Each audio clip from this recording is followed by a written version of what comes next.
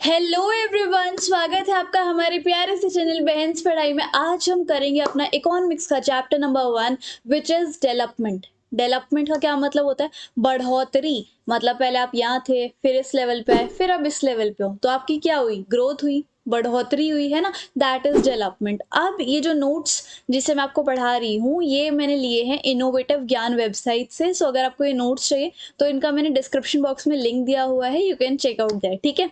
और कोई भी डाउट आए तो आप मुझे इंस्टाग्राम पे फॉलो करके डीएम कर सकते हो। और अगर आपको लेटेस्ट अपडेट्स चाहिए चैनल से रिगार्डिंग की सबसे पहले नोटिफिकेशन आपको ही पहुंचे, तो आप टेलीग्राम पे फॉलो कर सकते हो। ठीक है। अच्छा, अब हम बात करते हैं कि डेवलपमेंट क्या होती है। ग्रोथ, बढ़ोतरी, है ना। अब यहाँ पर इसको हम जनरली डिफाइंड एज ग्रोथ, हम इसको ग्रोथ की तरह मतलब ग्रोथ का क्या मतलब होता है कि हम किस लेवल पे थे और अब हम किस लेवल पे हैं, that is regarded as growth. और हमारे कुछ इंपॉर्टेंट लक्ष्य या फिर गोल कौन कौन से होते हैं कि हमारी अच्छी सी इनकम हो जाए, हमारे साथ इक्वल ट्रीटमेंट किया जाए, है ना। इक्वल ट्रीटमेंट यानी कि अच्छे से हमारे साथ स्वभाव हर कोई करे, हमें फ्रीडम मिले, है ना, आज़ादी मिले, सिक्योरिटी मिले और दूसरों से हमें रिस्पेक्ट मिले। तो ये भी हमारे गोल्स होते हैं, लक्ष्य होते हैं, है ना। अब जितने भी इंसान हैं इस धरती पर, हर इंसान एक दूसरे से अलग है ना। सबकी अलग पर्सनालिटी है, सबका अलग नेचर है, तो अलग अलग इंसानों के ही अलग अलग लक्ष्य होते हैं। अब जैसे आपका मेन गोल क्या है कि आप पायलट बनो, लेकिन दूसरे इंसान का मेन गोल हो सकता है कि वो एक बहुत अच्छा आर्टिस्ट बने, है ना। तो हर इंसान की अलग सोच है, अलग नेचर है, अलग गोल है। ओके, सो ऐसे ही different people have different notion. Notion क्या होता है कि हमारा किसी भी चीज को लेकर क्या बिलीव है, क्या विश्वास है ना। तो यहाँ पर वही बता रखा है कि हर इंसान का अलग अलग बिलीव होता है डेवलपमेंट के रिगार्डिंग, बढ़ोतरी के रिगार्डिंग। जैसे मैं हूँ, मेरा मतलब डेवलपमेंट का क्या गोल है, आपका क्या डेवलपमेंट का गोल है, कैसे आप अपनी लाइफ में ग्रो करना चाहते हो, आपकी क्या प्रायोरिटीज हैं, क्या आप पाना चाहते हो, पहले आप क्या करना चाहते हो, सबका अलग अलग होता है। ठीक है।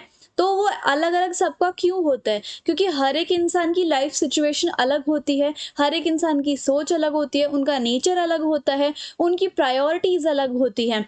पीपल थिंक थिंग्स, कुछ लोग मतलब कुछ क्या, बहुत सारे ही जो इंसान हैं वो सबसे पहले उन चीज़ों को प्रायोरिटाइज करते हैं जिनको वो चाहते हैं कि वो हमें लाइफ में मिले। अब व्हाट में बी डेवलपमेंट फॉर वन, एक इंसान का जो गोल होगा वो दूसरे इंसान से बिल्कुल अलग होगा। मानो मेरा कोई गोल है, अगर मेरा ही गोल मैं आपके ऊपर थोप दूं तो क्या पता वो आपके लिए डिस्ट्रक्टिव बन जाए और इवन बन ही जाएगा, क्योंकि आप अलग तरीके से चलना चाहते हो, मैं अलग तरीके से चलना चाहती हूँ, कोई दूसरा इंसान अलग तरीके से चलना चाहेगा। हम अपने गोल किसी दूसरे के ऊपर नहीं थोप सकते। ठीक है। नेक्स्ट देखो, for example development goals of a boy. अब कोई एक बॉय है, अर्बन रिच क्लास फैमिली से वो बिलोंग करता है, उसका डेवलपमेंट गोल क्या होगा कि उसे एक रेप्यूटेड कॉलेज में एडमिशन मिल जाए, यही उसका गोल था। वेयर एज एक अर्बन रिच फैमिली, एक रिच अर्बन फैमिली की लड़की का डेवलपमेंट गोल क्या होगा कि जितनी उसके ब्रदर को फ्रीडम मिलती है उतनी ही उसको फ्रीडम मिले। तो ऐसे हर एक इंसान के गोल्स, लक्ष्य, डेवलपमेंट, ग्रोथ अलग अलग होती है। ठीक है। नेक्स्ट देखो, इनकम एंड अदर गोल्स। पैसा और बाकी लक्ष्य को हम देखते हैं। सबसे ज़्यादा इम्पोर्टेंस पैसे को दी जाती है, क्योंकि पैसे की वजह से ही हम बहुत सारी सर्विसेज को और गुड्स को अटेन कर पाते हैं, है ना। जितनी ज़्यादा इनकम होगी उतनी ज़्यादा हमारी डेवलपमेंट होगी, but it is not the only goal. और इनकम के अलावा भी लोगों को दूसरे गोल्स के ऊपर भी ध्यान देना होता है। वो दूसरे गोल्स भी चाहते हैं कि भाई एक इंसान के पास पैसा तो हो ही हो, साथ में उसके पास सब उसको इक्वल ट्रीट करे सोसाइटी में, और फ्रीडम उसको मिले, सिक्योरिटी मिले, रिस्पेक्ट मिले, हर चीज़ मिले, है ना। ऐसा नहीं कि सिर्फ पैसा पैसा हो, बाकी सब चीज़ें भी उसके लिए बहुत ज़्यादा इम्पोर्टेंट है। तो इसलिए हम देख रहे हैं कि डेवलपमेंट में ना मिक्स ऑफ गोल्स हैं। डेवलपमेंट सिर्फ पैसे से रिलेटेड नहीं है या फिर किसी एक चीज़ से रिलेटेड नहीं है, इसमें मिक्स ऑफ गोल्स होते हैं। बात करते हैं नेशनल डेवलपमेंट की। नेशनल डेवलपमेंट क्या होता है कि एक नेशन में, एक कंट्री में जितने भी लोग रहते हैं उन सब की बढ़ोतरी हो रही है और उन सब की लाइफ जो है काफ़ी ज़्यादा इम्प्रूव हो रही है ना। कैसे हम इम्प्रूव कर सकते हैं? जैसे अच्छी अच्छी हेल्थ केयर फैसिलिटीज़ प्रोवाइड करके, और बहुत कुछ कर सकते हैं हम, है ना। अब हम दो कंट्रीज या दो से ज़्यादा कंट्रीज या स्टेट को आपस में कंपेयर कैसे कर सकते हैं? हमें कैसे पता कि अमेरिका एक डेवलप्ड रीजन है, country, state, whatever it is, तो हमें कैसे पता यूएसए जो है वो डेवलप्ड है, और हमें कैसे पता इंडिया जो है वो एक डेवलपिंग नेशन है ना? तो हम ये कैसे पता लगा पाते हैं? क्योंकि हम इन सारी कंट्रीज़ को क्या करते हैं, कंपेयर करते रहते हैं। या फिर हमें कैसे पता कि केरला जो है वो काफ़ी अच्छा चल रहा है, उस स्टेट में काफ़ी अच्छे लाइफ एक्सपेक्टेंसी रेशियो है, हेल्थ केयर फैसिलिटीज़ भी अच्छी हैं, और उसमें एजुकेशन फैसिलिटी भी अच्छा है। वेयरएज़ हमें कैसे पता कि बिहार जो है उसके अंदर हाई इन्फेंट मोर्टेलिटी रेट है, या फिर वहाँ पे एजुकेशन फैसिलिटीज़ अच्छी नहीं हो रही। तो हम क्या करते रहते हैं, कंट्रीज़ एंड स्टेट्स को कंपेयर करते रहते हैं। वो कैसे करते हैं? वो करते हैं नेशनल इनकम और पर कैपिटा इनकम से। तो दो तरीके होते हैं कंपेयर करने के, दो स्टेट या टू और मोर स्टेट्स एंड कंट्रीज को कंपेयर करने के लिए, national income and per capita income. बात करते हैं नेशनल इनकम की। नेशनल इनकम क्या होता है? नेशनल, एक कंट्री में जितने भी सिटीजन हैं उन्होंने एक पीरियड ऑफ टाइम में, जैसे कि एक साल में कितना अर्न किया, उस चीज़ को हम क्या कहते हैं, हर एक इंसान है, उस चीज़ को हम क्या कहते हैं, नेशनल इनकम। ठीक है। अब कंट्रीज जिनकी बहुत ज़्यादा हायर नेशनल इनकम है उनको तो हम डेवलप्ड कंट्री कह देते हैं, जैसे कि यूएसए, जर्मनी, फ्रांस।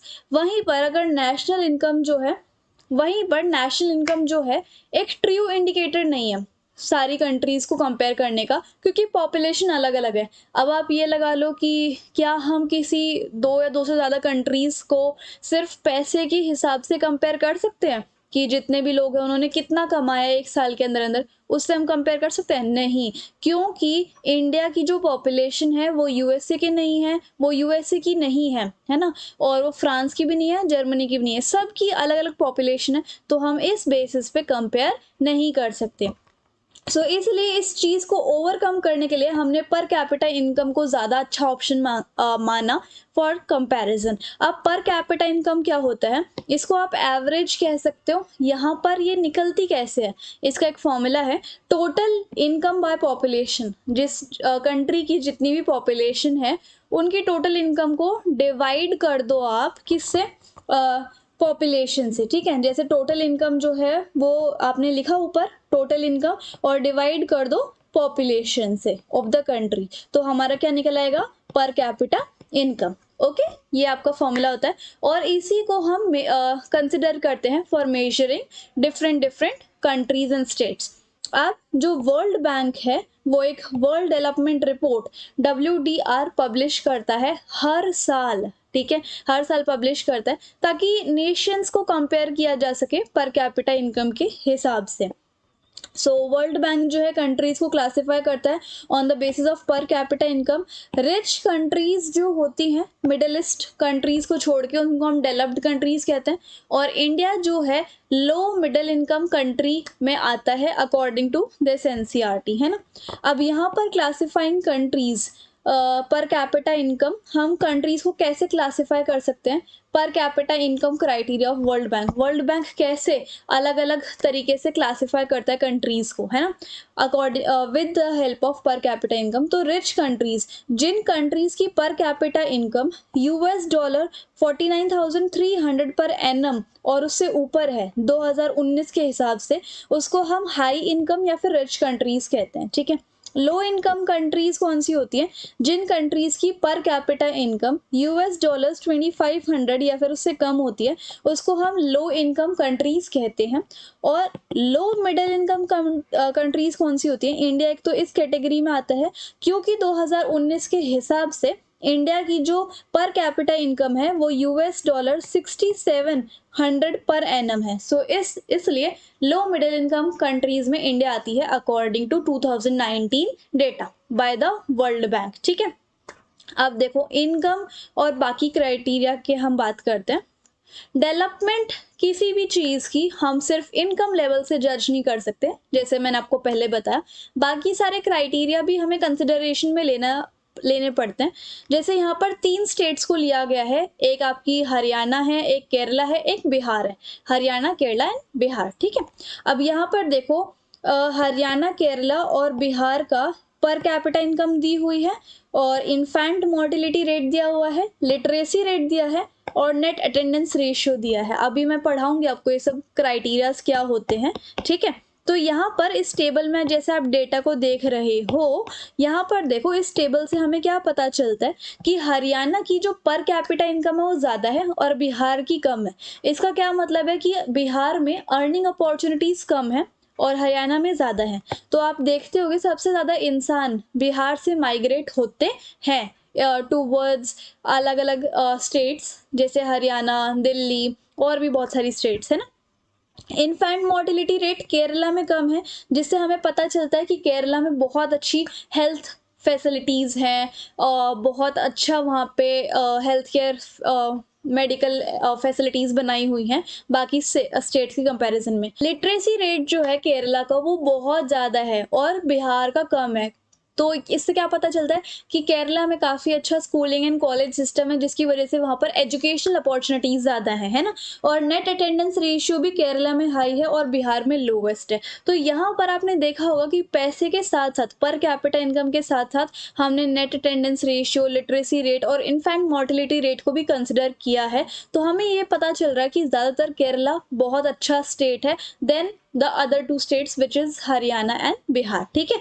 तो अब इन्फेंट मोर्टिलिटी रेट देख लो क्या होता है कि 1 साल जब हो जाता है एक बच्चे को पैदा हुए हुए, उससे पहले कितने बच्चे मर जाते हैं, उनकी डेथ हो जाती है इन एवरी 1000 चिल्ड्रन। जैसे 1000 बच्चे पैदा हुए, उसमें से कितने बच्चों की डेथ हो गई 1 साल का होने से पहले पहले, ठीक है। उसको हम कहते हैं इन्फेंट मोर्टिलिटी रेट और 1 साल का लिया जाता है। और देखो लिटरेसी रेट मतलब क्या होता है कि इसको हम डिफाइन ऐसे कर सकते हैं, proportion of literate population in the age group of 7 years and above. कोई भी बच्चा 7 साल का है या उससे ऊपर है, उन बच्चों में से कितने बच्चे पढ़े लिखे हैं और कितने नहीं हैं, दैट कितने बच्चे पढ़े लिखे हैं, that is literacy rate. Net attendance ratio का क्या मतलब है कि नंबर ऑफ चिल्ड्रन जो कि 6 से 10 साल की उम्र के बीच में होते हैं, वो कितने बच्चे स्कूल जाते हैं इसी उम्र के, ठीक है, वो होता है नेट अटेंडेंस रेशियो। अब हम बात करेंगे पब्लिक फैसिलिटीज़ की। इनकम एक अच्छा टूल है डेवलपमेंट का, लेकिन इनकम ही हर चीज़ नहीं है। मोर इनकम, अगर आपकी इनकम भी ज़्यादा होती है तो क्या वो आपको डिसीज़ फ्री इन्वायरमेंट दे सकती है, क्या वो आपको हैप्पीनेस दे सकती है, क्या वो आपको पॉल्यूशन फ्री इन्वायरमेंट दे सकती है? No. So income is not everything, है ना। सो पब्लिक फैसिलिटीज़ जैसे कि प्राइमरी और secondary education, health facility, cleanliness, pollution free, वो भी हमारी लाइफ के लिए बहुत ज़्यादा इंपॉर्टेंट है पब्लिक फैसिलिटीज़, ठीक है।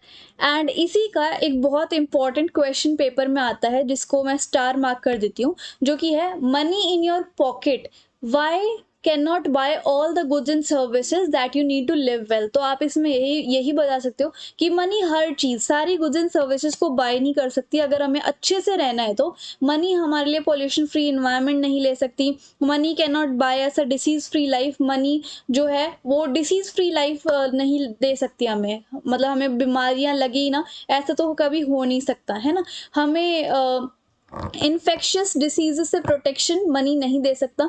मनी के अलावा लोगों को इक्वल ट्रीटमेंट भी चाहिए सोसाइटी में, फ्रीडम चाहिए, डिग्निटी चाहिए, उनकी लाइफ में उनको ऑनर चाहिए, और मनी ये सब ला नहीं सकती। सो दैट्स वाई ये सब आप पॉइंटर्स लिख सकते हो इस क्वेश्चन में, और इसको प्लीज़ प्रिपेयर करके जाना, इट इज़ वेरी इंपॉर्टेंट। अगला देखो पीडीएस, पब्लिक डिस्ट्रीब्यूशन सिस्टम। अब पीडीएस क्या होता है? ये एक ऐसा सिस्टम होता है जो कि गरीब लोगों को राशन प्रोवाइड करता है और मार्केट रेट से कम रेट इनका होता है ना। बहुत सारे एरिया जैसे कि तमिलनाडु में पीडीएस बहुत अच्छे से वर्क कर रहे हैं, बट जैसे झारखंड, बिहार हो गया, वहाँ पे अच्छे से पीडीएस वर्क नहीं कर रहे हैं। अच्छा, बेस्ट मेजर क्या है डेवलपमेंट को मेजर करने का? वो है ह्यूमन डेवलपमेंट रिपोर्ट। अब ये जो ह्यूमन डेवलपमेंट इंडेक्स है या फिर ह्यूमन डेवलपमेंट रिपोर्ट है, ये कौन पब्लिश करता है? यूएनडीपी। यूएनडीपी एक प्रोग्राम है या फिर एक ऑर्गेनाइजेशन है जिसकी फुल फॉर्म क्या है? United Nations Development Programme. और ये एचडीआई को हर साल इशू करता है, और ये एक बहुत अच्छा तरीका है, एचडीआई या फिर एचडीआर बहुत अच्छा तरीका है जिससे हम डेवलपमेंट, एक नेशन की डेवलपमेंट को मेजर कर सकते हैं। क्यों? क्योंकि क्योंकि ये जो HDI या फिर HDR है, इसके अंदर 3 पिलर्स हैं, जिस पिलर की वजह से हम किसी भी नेशन की डेवलपमेंट को मेजर कर सकते हैं। पहला तो है इनकम, उस नेशन की पर कैपिटा इनकम की एवरेज कितनी है उसकी। दूसरा, कितने अच्छे से कितने ज़्यादा उम्र में लोग रह पाते हैं, लाइफ एक्सपेक्टेंसी क्या है। तीसरा है literacy rate and enrolment ratio, कितने लोग पढ़े लिखे हैं। अगर इन तीनों को हम कंसिडर करते हैं, मतलब हेल्थ को भी, लिटरेसी रेट को भी और इनकम को भी, तब जाके हम एक नेशन की डेवलपमेंट निकाल पाते हैं। सो ये बेस्ट मेजर है नेशन को डेवलप करने का। अब ह्यूमन डेवलपमेंट इंडेक्स या फिर ह्यूमन डेवलपमेंट रिपोर्ट के बारे में अगर आपको पूछे तो आप क्या लिख सकते हो कि ये एक कंपोजिट स्टैटिस्टिक्स है जिसमें आपका life expectancy, education, per capita income होता है, मेंशन होता है, जिसकी वजह से हम कंट्रीज को रैंक करते हैं 4 टियर्स ऑफ ह्यूमन डेवलपमेंट में, ठीक है। और HDI के हिसाब से इंडिया की रैंक है 136। ओके, अब BMI तो सबको पता ही है। BMI में क्या होता है, वेट को डिवाइड कर दो हाइट के स्क्वायर से, और अगर आपका जो आता है डिवाइड करने के बाद वो अगर 18.5 आया तो आप अंडर नरिश हो, और अगर आपका 25 से ज़्यादा आया तो मतलब आपका ओवरवेट है। सो दैट इज BMI, ठीक है। In what respect is the criterion used by UNDP for measuring development different from the one by World Bank? World Bank भी हर साल कंट्रीज को या फिर स्टेट्स को कंपेयर करता है ना, और UNDP भी करता है। तो उन दोनों में क्या डिफरेंस है? तो जैसे मैंने अभी आपको बताया, UNDP तो HDI ह्यूमन डेवलपमेंट इंडेक्स या फिर रिपोर्ट की वजह से हेल्थ, एजुकेशन एंड आपका इनकम, ये तीनों क्राइटेरिया लेता है और तब जाके वो मेजर करता है कंट्रीज को। वहीं वर्ल्ड बैंक सिर्फ पर कैपिटा इनकम को कंसिडर करता है कंपैरिजन के लिए, है ना। तो वर्ल्ड बैंक का तो नैरो कंसेप्ट हो गया बिल्कुल ही, और UNDP का ब्रॉड कंसेप्ट हो गया, है ना, डेवलपमेंट का। और इसमें वर्ल्ड बैंक में जो आपकी कंट्रीज कंपेयर होके आती हैं वो 3 कैटेगरीज में डिवाइड होती हैं, रिच, मिडल एंड पुअर, ठीक है। बात करते हैं सस्टेनेबल डेवलपमेंट की। सस्टेनेबल डेवलपमेंट जैसे हम बचपन से पढ़ते आ रहे हैं, सस्टेनेबल डेवलपमेंट एक ऐसी डेवलपमेंट होती है जब हम प्रेजेंट की नीड्स को तो देख ही रहे हैं और इस तरीके से हम अपने रिसोर्सेज को यूज़ कर रहे हैं, साधनों को यूज़ कर रहे हैं कि वो रिसोर्सेज हमारी फ्यूचर जनरेशन तक भी सीमित रहें। हम इतने स्वार्थी या फिर सेल्फिश ना हो जाए कि वो रिसोर्सेज हम अपने तक ही रखें और हम ही सारा यूज़ कर लें, आगे की जनरेशन के लिए कुछ ना छोड़ें। सो दैट इज सस्टेनेबल डेवलपमेंट, ठीक है। अब आगे देखो, environment degradation and sustainable development. अब इन्वायरमेंट बहुत ज़्यादा डिग्रेड होने लग रहा है, डिस्ट्रॉय होने लग रहा है बिकॉज ऑफ हमारी ह्यूमन एक्टिविटीज़ की वजह से, हमारे घमंड की वजह से, है ना, हमारे लालच की वजह से। अब हम जितने भी नेचुरल रिसोर्स हैं, जितने भी साधन जो हमारी प्रकृति ने हमें दिए हैं, हम उसको अच्छे से मैनेज नहीं कर पाते, है ना। और इसकी वजह से हमारा जो पर्यावरण है वो डिस्ट्रॉय होने लग रहा है। किस किस फॉर्म में? Air pollution, water pollution, noise pollution, और हमारे नेचुरल रिसोर्स भी कम हो रहे हैं। साथ ही साथ अगर ऐसे ही चलता रहा तो हम सस्टेनेबल डेवलपमेंट नहीं कर पाएंगे, फ्यूचर जनरेशन के लिए हम कोई रिसोर्स छोड़ ही नहीं पाएंगे, और ऐसा ही चलता रहा तो फ्यूचर जनरेशन तो एग्जिस्ट ही नहीं कर पाएगी, ठीक है। तो हमें अच्छे से आज ही सस्टेनेबल डेवलपमेंट करनी स्टार्ट करनी चाहिए, ठीक है। तो इसी तरह हमारा जो चैप्टर है वो छोटा सा ही था, अब फाइनली कंप्लीट हो चुका है। नोट्स आपको डिस्क्रिप्शन बॉक्स में मिल जाएंगे। So if you like the video and the explanation then please like, share, comment and subscribe the channel. Thank you so much. Hello everyone, स्वागत है आपका हमारे प्यारे से चैनल बहन्स पढ़ाई में। आज हम करेंगे अपनी क्लास 10th इकोनॉमिक्स का चैप्टर मनी एंड क्रेडिट। बहुत ही आसान सा चैप्टर है। इसमें आपको क्या बताएंगे, थोड़ा बहुत पैसे के बारे में, क्या उसकी हिस्ट्री रही है, फिर उसके बाद कैसे कैसे modern form of money I, barter system क्या था, उसके बाद मॉडर्न फॉर्म ऑफ मनी में बैंक्स का क्या रोल है, बैंक में हम डिपॉजिट करते हैं, लोन लेते हैं, सेल्फ हेल्प ग्रुप, ये सब चीज़ें बेसिक सी इसमें हम पढ़ने वाले हैं और बहुत जल्दी चैप्टर निपट जाएगा। ये जो नोट्स हैं ये मैंने इनोवेटिव ज्ञान वेबसाइट से लिए हैं, जिसकी लिंक आपको डिस्क्रिप्शन बॉक्स में मिल जाएगी। So let's begin our chapter money and credit. Okay, so यहाँ पर अब सबसे पहले हम जान लेते हैं कि भाई पैसा होता क्या है, मनी होती क्या है। ये लेन देन के काम आती है। आपने कोई चीज़ खरीदी, उसके बदले में आप क्या देते हो, पैसे। या फिर किसी ने आपसे कोई चीज़ खरीद ली, आप कुछ बेच रहे थे, किसी ने वो खरीद ली, तो आप उसके बदले में, अपनी चीज़ के बदले में इन रिटर्न क्या लोगे, पैसे ही तो लोगे ना। सो दैट्स वाई मनी जो है मीडियम ऑफ एक्सचेंज है। क्या है? मीडियम ऑफ एक्सचेंज, ठीक है। In transactions, day to day transaction में गुड्स जो हैं वो बॉट भी होते हैं, मतलब खरीदे भी जाते हैं, बेचे भी जाते हैं, सिर्फ और सिर्फ पैसे के यूज के कारण। सो इसलिए मनी जो है as a medium of exchange काम करती है बहुत सारी ट्रांजेक्शन्स में। हमें डे टू डे लाइफ में कितनी सारी ट्रांजेक्शन्स करनी पड़ती है ना, तो किस फॉर्म में होती है? मनी की फॉर्म में ही होती है। So that's why it acts as a intermediate. Intermediate is a kind of mediator, ठीक है। मीडिएटर होता है, कुछ भी खरीदना बेचना हो तो बीच में मनी को ही लाया जाता है। ओके, अच्छा, अब पहले के टाइम में पैसे का लेन देन नहीं होता था, सिर्फ चीजों का लेन देन होता था, और उस चीजों के लेन देन को हम क्या बोलते थे? क्या बोलते थे? Barter system. ये बचपन से आप पढ़ के आए हो, है ना। लेकिन बार्टर सिस्टम में एक चीज चाहिए थी, डबल कोइंसिडेंस ऑफ वांट। अब ये डबल कोइंसिडेंस ऑफ वांट क्या था कि अगर जब भी कोई भी कमोडिटी, कोई भी चीज एक्सचेंज करनी होती थी तो दोनों पार्टीज को एग्री होना पड़ता था कि ठीक है, जो आप चीज दे रहे हो हम खरीद लेंगे और जो मैं दे रहा हूँ वो आप भी ले लोगे। तो दोनों पार्टीज अगर एग्री हुई तभी एक्सचेंज हो पाएगा, अदरवाइज नहीं हो पाएगा। समझ रहे हो? सो इसलिए बोथ पार्टीज को एग्री होना पड़ता था, और इसलिए इसको डबल कोइंसिडेंस ऑफ वांट कहते हैं कि दोनों जगह से, दोनों पार्टी से एग्रीमेंट होना चाहिए, एग्री होना चाहिए। In the barter system, double coincidence of want is an essential feature. Barter system में double coincidence of want जो है एक बहुत ही important feature है। अभी barter system तो मैंने already बता ही दिया कि जिसमें एक ऐसा टाइम या फिर एक ऐसा period of time in the history जब कमोडिटीज जो हैं, जब चीज़ें जो हैं एक्सचेंज होती थी चीज़ों के बदले। आज तो मनी आती है जब भी कुछ खरीदना बेचना होता है, लेकिन पहले मनी का तो आविष्कार नहीं हुआ था, तो इसलिए चीज़ों को चीज़ों से ही एक्सचेंज किया जाता था, ठीक है। So it is called barter system. अब लिमिटेशंस क्या थी? एक तो डबल कोइंसिडेंस ऑफ वांट चाहिए, है ना, तो वो तो बहुत मुश्किल ही हो पाता था कि जैसे मान लो किसी को गेहूं के बदले शूज चाहिए, तो दूसरे इंसान को भी ये होना चाहिए कि अगर मैं शूज दे रहा हूँ तो मुझे गेहूं मिल जाए। तो दोनों पार्टीज को ढूंढना बहुत मुश्किल था।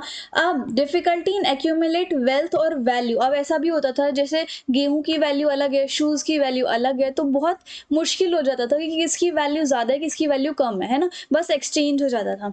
अब difficult to exchange indivisible goods. Indivisible goods कौन से होते हैं? जो कि डिवाइड नहीं हो पाते, है ना, उन गुड्स को एक्सचेंज करने में बहुत दिक्कत आती थी। और देखो, हम फ्यूचर के लिए चीज़ों को स्टोर ही नहीं कर पाते थे लंबे टाइम के लिए, क्योंकि वो एक्सचेंज करनी पड़ती थी हमें ना। सो ये डिफिकल्टीज है बार्टर सिस्टम की। लेकिन अब फॉर्म्स ऑफ मनी देखो, पुराने टाइम में, एंशिएंट पीरियड में जो ग्रेन्स थे, मतलब जो अनाज था, और जो कैटल थे, कैटल इन द सेंस भेड़ बकरी, वो एज अ मनी की उसमें यूज होते थे, है ना, पैसे के यूज में होते थे। और मेडिवियल पीरियड में, मतलब बीच का जो टाइम था, वहां पर सोने के, चांदी के, कॉपर के और लेड के मोहरे आ गए थे, मतलब मेटेलिक कॉइन्स आ गए थे, ठीक है, मेटल के बने हुए। और मॉडर्न टाइम पे अब पेपर की करेंसी यूज होती है और कॉइन्स जो है वो यूज होते हैं as in the form of money.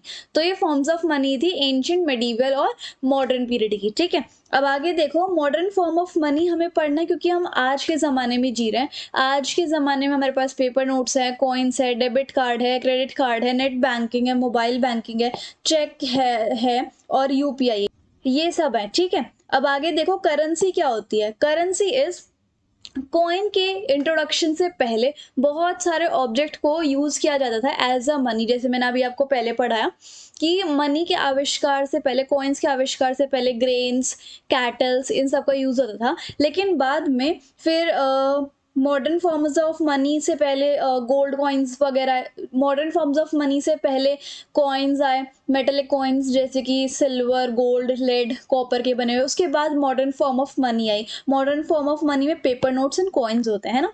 अब बात करते हैं इंडिया की करेंसी क्या है। इंडिया की करेंसी इज रुपी, है ना।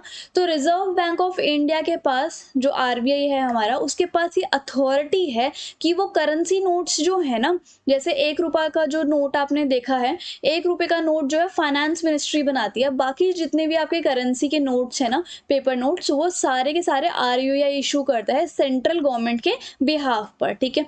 और same for the coins. Reserve bank of India जो है, उनका क्या काम है? मॉनेटरी पॉलिसी को कंट्रोल करना। मॉनेटरी पॉलिसी क्या होती है वो देखो, यहाँ पर मैंने लिखा हुआ है, monetary policy is a set of actions to control a nation's overall money supply and achieve economic growth. की मॉनेटरी पॉलिसी एक ऐसी पॉलिसी होती है जो कि हमारी गवर्नमेंट ऑफ इंडिया फ्रेम करती है, और इसमें ऐसा बताया जाता है कि हम अपने देश में मनी की सप्लाई कितनी करें या फिर कैसे कंट्रोल करें, या फिर उसको कंट्रोल करने के लिए हमें क्या क्या काम करने चाहिए कि मतलब ना तो ज़्यादा ना कम, तो बैलेंस बना रहे हैं ना, सबकी एक अच्छी इनकम हो इस तरीके से। तो ऐसी पॉलिसी लागू करना जिससे कि पूरे नेशन में बैलेंस बना रहे मनी का, और इकोनॉमिक ग्रोथ जो है वो अच्छे से अचीव हो जाए। सो दैट इज मॉनेटरी पॉलिसी। अब यहाँ पर आरबीआई का यही काम है कि वो क्या करता है, इधर देखो यहाँ पर, कि वो कंट्रोल करता है मॉनेटरी पॉलिसी ऑफ इंडिया को, ओके। और साथ ही साथ जितने भी फॉर्मल सेक्टर है, formal sector in the sense जो कि हमें पैसा लोन पे देते हैं या फिर जो कि हमारा पैसा डिपॉजिट भी करते हैं, जैसे कि बैंक्स और कोऑपरेटिव। तो बैंक और cooperative formal sector of credit में आते हैं। तो आरबीआई जो है इन बैंक्स और कोऑपरेटिव्स के ऊपर कड़ी नज़र रखता है कि भाई तुमने कितना रेट ऑफ इंटरेस्ट ले रहे हो तुम लोन के ऊपर, तुम्हारे पास कितना पैसा जमा है, क्या तुम स्मॉल कल्टीवेटर्स को भी लोन दे रहे हो या सिर्फ बड़े बड़े बिजनेसमैन को ही लोन दे रहे हो। तो इसका ये सुपरवाइज करता रहता है। फंक्शंस क्या है आरबीआई के, इशू द करेंसी, करेंसी को ये इशू करते हैं, ठीक है, ये तो मैंने आपको बता दिया था सेंट्रल गवर्नमेंट के बिहाफ पे। साथ ही साथ जो सेल्फ हेल्प ग्रुप है, अभी हम आगे पढ़ेंगे क्या होते हैं, और बैंक किस तरीके से काम कर रहा है उसके लिए गाइडलाइंस भी इशू करते हैं ये। फिर उसके बाद ये भी बताते हैं कि भाई जो बैंक वाले हैं, जो भी आप लोन प्रोवाइड करोगे उसके ऊपर तुम्हें कितना रेट ऑफ इंटरेस्ट तुम ले सकते हो, एक लिमिट दे देते हैं। और उसके बाद आगे देखो, to provide feedback, monetary policy जो बनती है हमारे इंडिया में उसमें फीडबैक प्रोवाइड करते हैं कि हाँ भाई ठीक बनी है या फिर यहाँ पर हमें कुछ चेंजेस लाने की ज़रूरत है, इस तरीके से गवर्नमेंट ऑफ इंडिया को फीडबैक देते हैं। और आरबीआई जो है अपने पास बैंक से कुछ पैसे ले लेता है कि जो ये वाला बैंक है या फिर सारे जितने भी बैंक्स हैं इंडिया में उन सब से थोड़ा थोड़ा पैसा ले लेता है ताकि एक फ्लो ऑफ मनी बना रहे मार्केट के अंदर। तो आरबीआई हर बैंक से कुछ कैश रिजर्व अपने पास रखवा लेता है। So this is about the functions of RBI. Next is deposit with banks. अब क्या होता है, आप मान लो आप वर्किंग हो, आपकी सैलरी आई, आप पूरी सैलरी को तो नहीं खर्चते होगे, कुछ अपने पास सेव भी करोगे, कुछ आपने सोचा है कि मैं स्पेंड करने के लिए लगाऊंगा, कुछ आपने सोचा हो कि मैं इन्वेस्ट करूंगी। तो आप अपनी जो मनी है उसको अलग अलग तरीके से बांट लेते हो, है ना।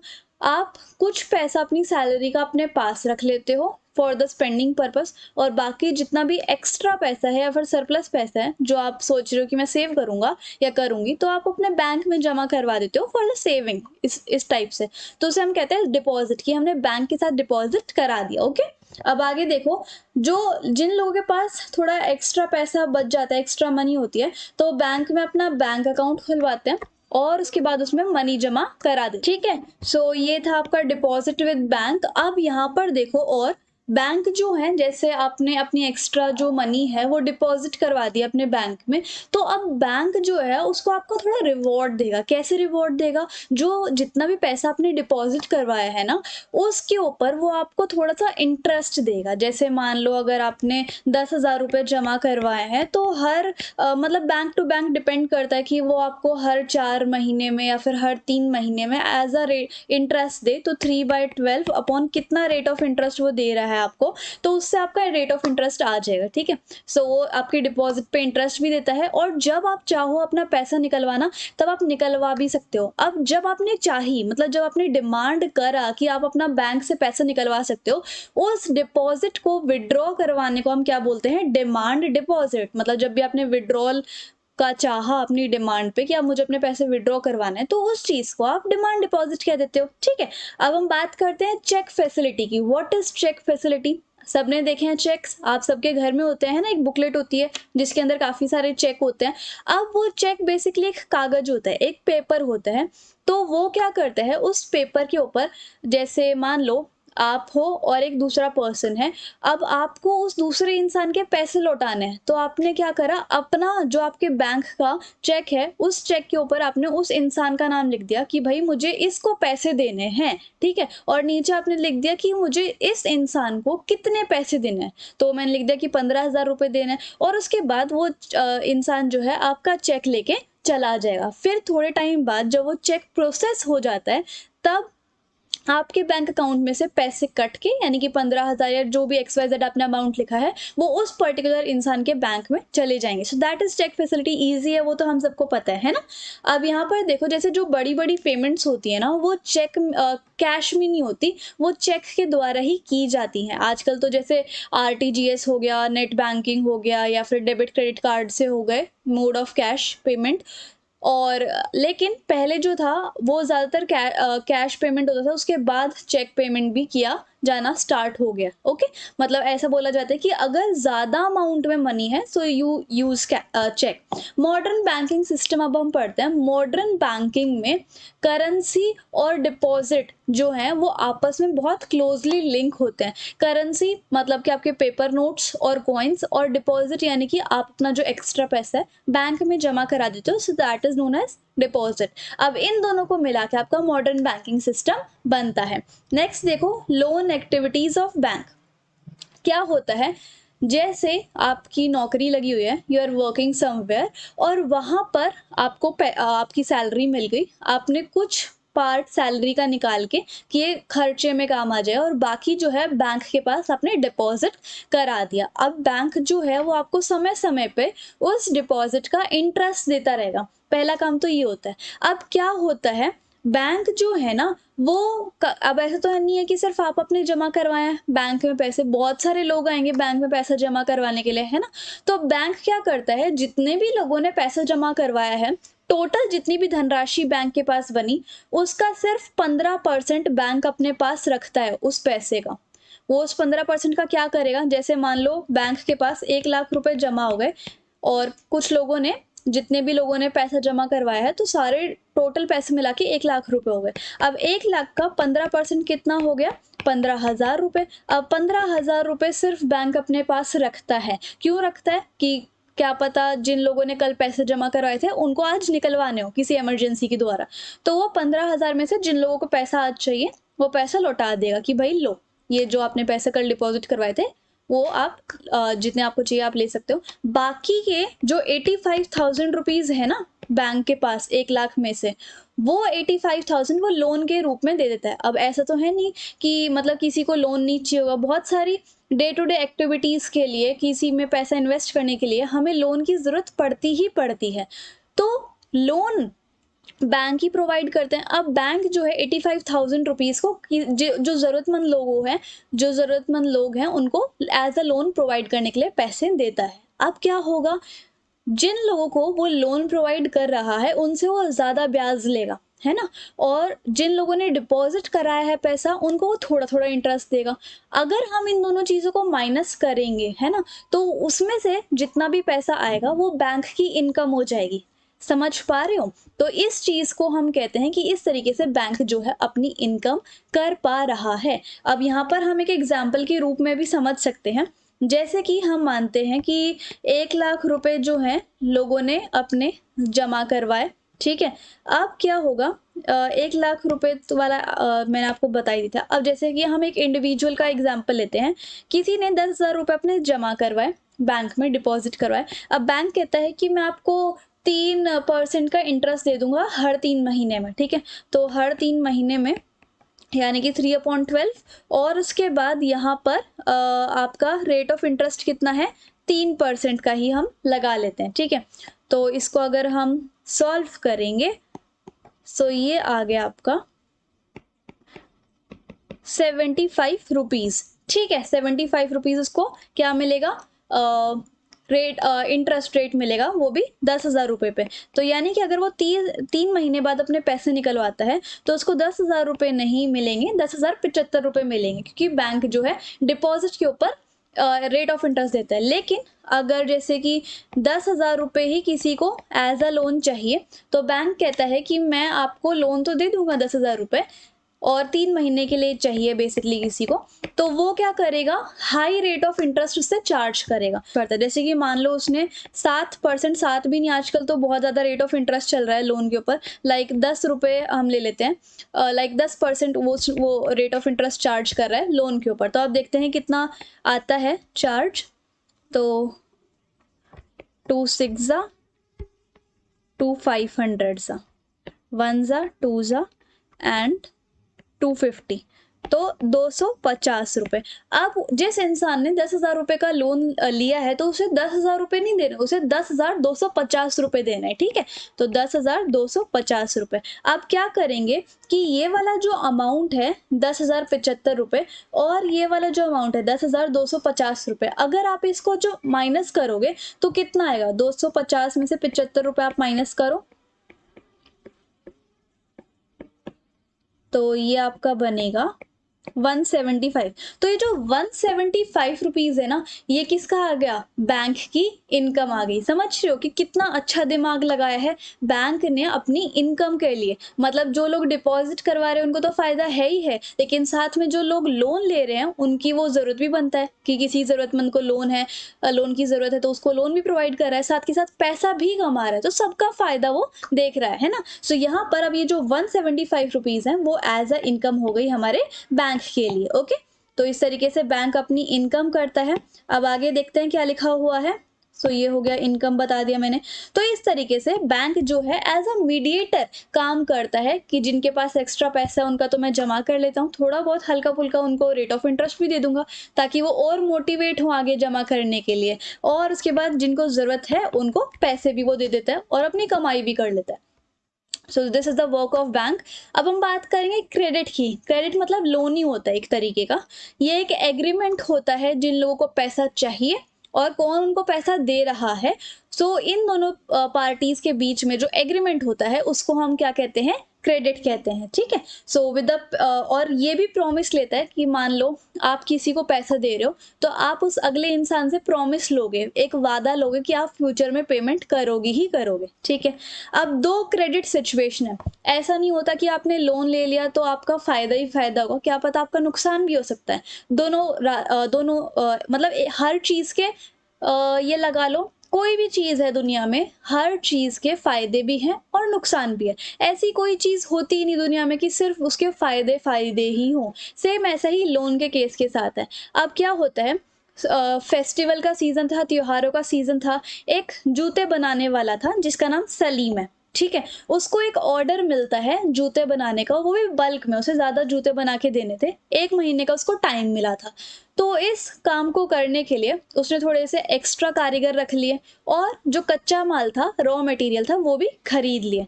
तो अब वो जाता है एक सप्लायर के पास, उसको कहता है कि अब मुझे लेदर की सप्लाई कर दो आप जल्दी से, और लेकिन मैं आपको प्रॉमिस करता हूँ कि वो ये जो आप लेदर मुझे आप भिजवाओगे मैं आपको उसके पैसे बाद में दे दूंगा। मतलब उसने उधार पर ले लिया। अब उसके बाद क्या करता है, वो जिस पार्टी ने उसको ऑर्डर दिया था उससे कहता है कि आप थोड़ी सी एडवांस पेमेंट दे दो ताकि आपकी बुकिंग डन हो जाए। तो उसने थोड़ी एडवांस पेमेंट ले ली ट्रेडर से। अब मंथ के एंड में उसने अपना ऑर्डर पूरा कर लिया और इससे क्या हुआ, उसने एक अच्छा प्रॉफिट भी कमा लिया। जिसके उसने पैसे लिए थे यानी कि लेदर वाले के, लेदर सप्लायर के, उसके भी उसने वापस कर दिए और अपना ऑर्डर भी पूरा कर दिया। तो इस केस में उसने जो लोन लिया था उससे वो फायदे में रह गया, ठीक है, उसने प्रॉफिट भी कमा लिया। लेकिन उसी की एक अलग साइड भी है। जैसे हर चीज़ के दो पहलू होते हैं, वैसे ही क्रेडिट के भी एक बुरी साइड है। जैसे कि एक स्वप्ना थी, स्वप्ना किसान है, उसने एक मनी लेंडर से पैसे ले लिए और उसने कहा था कि मुझे अपनी खेती बाड़ी बढ़ानी है, थोड़े बहुत पैसे कमाने हैं, सो आप मुझे उधार पे पैसे दे दो। लेकिन उसने पैसे ले लिए मनी लेंडर से, पर उसे ज़्यादा रेट ऑफ इंटरेस्ट देना था क्योंकि वो मनी लेंडर से पैसे लिए हुआ है।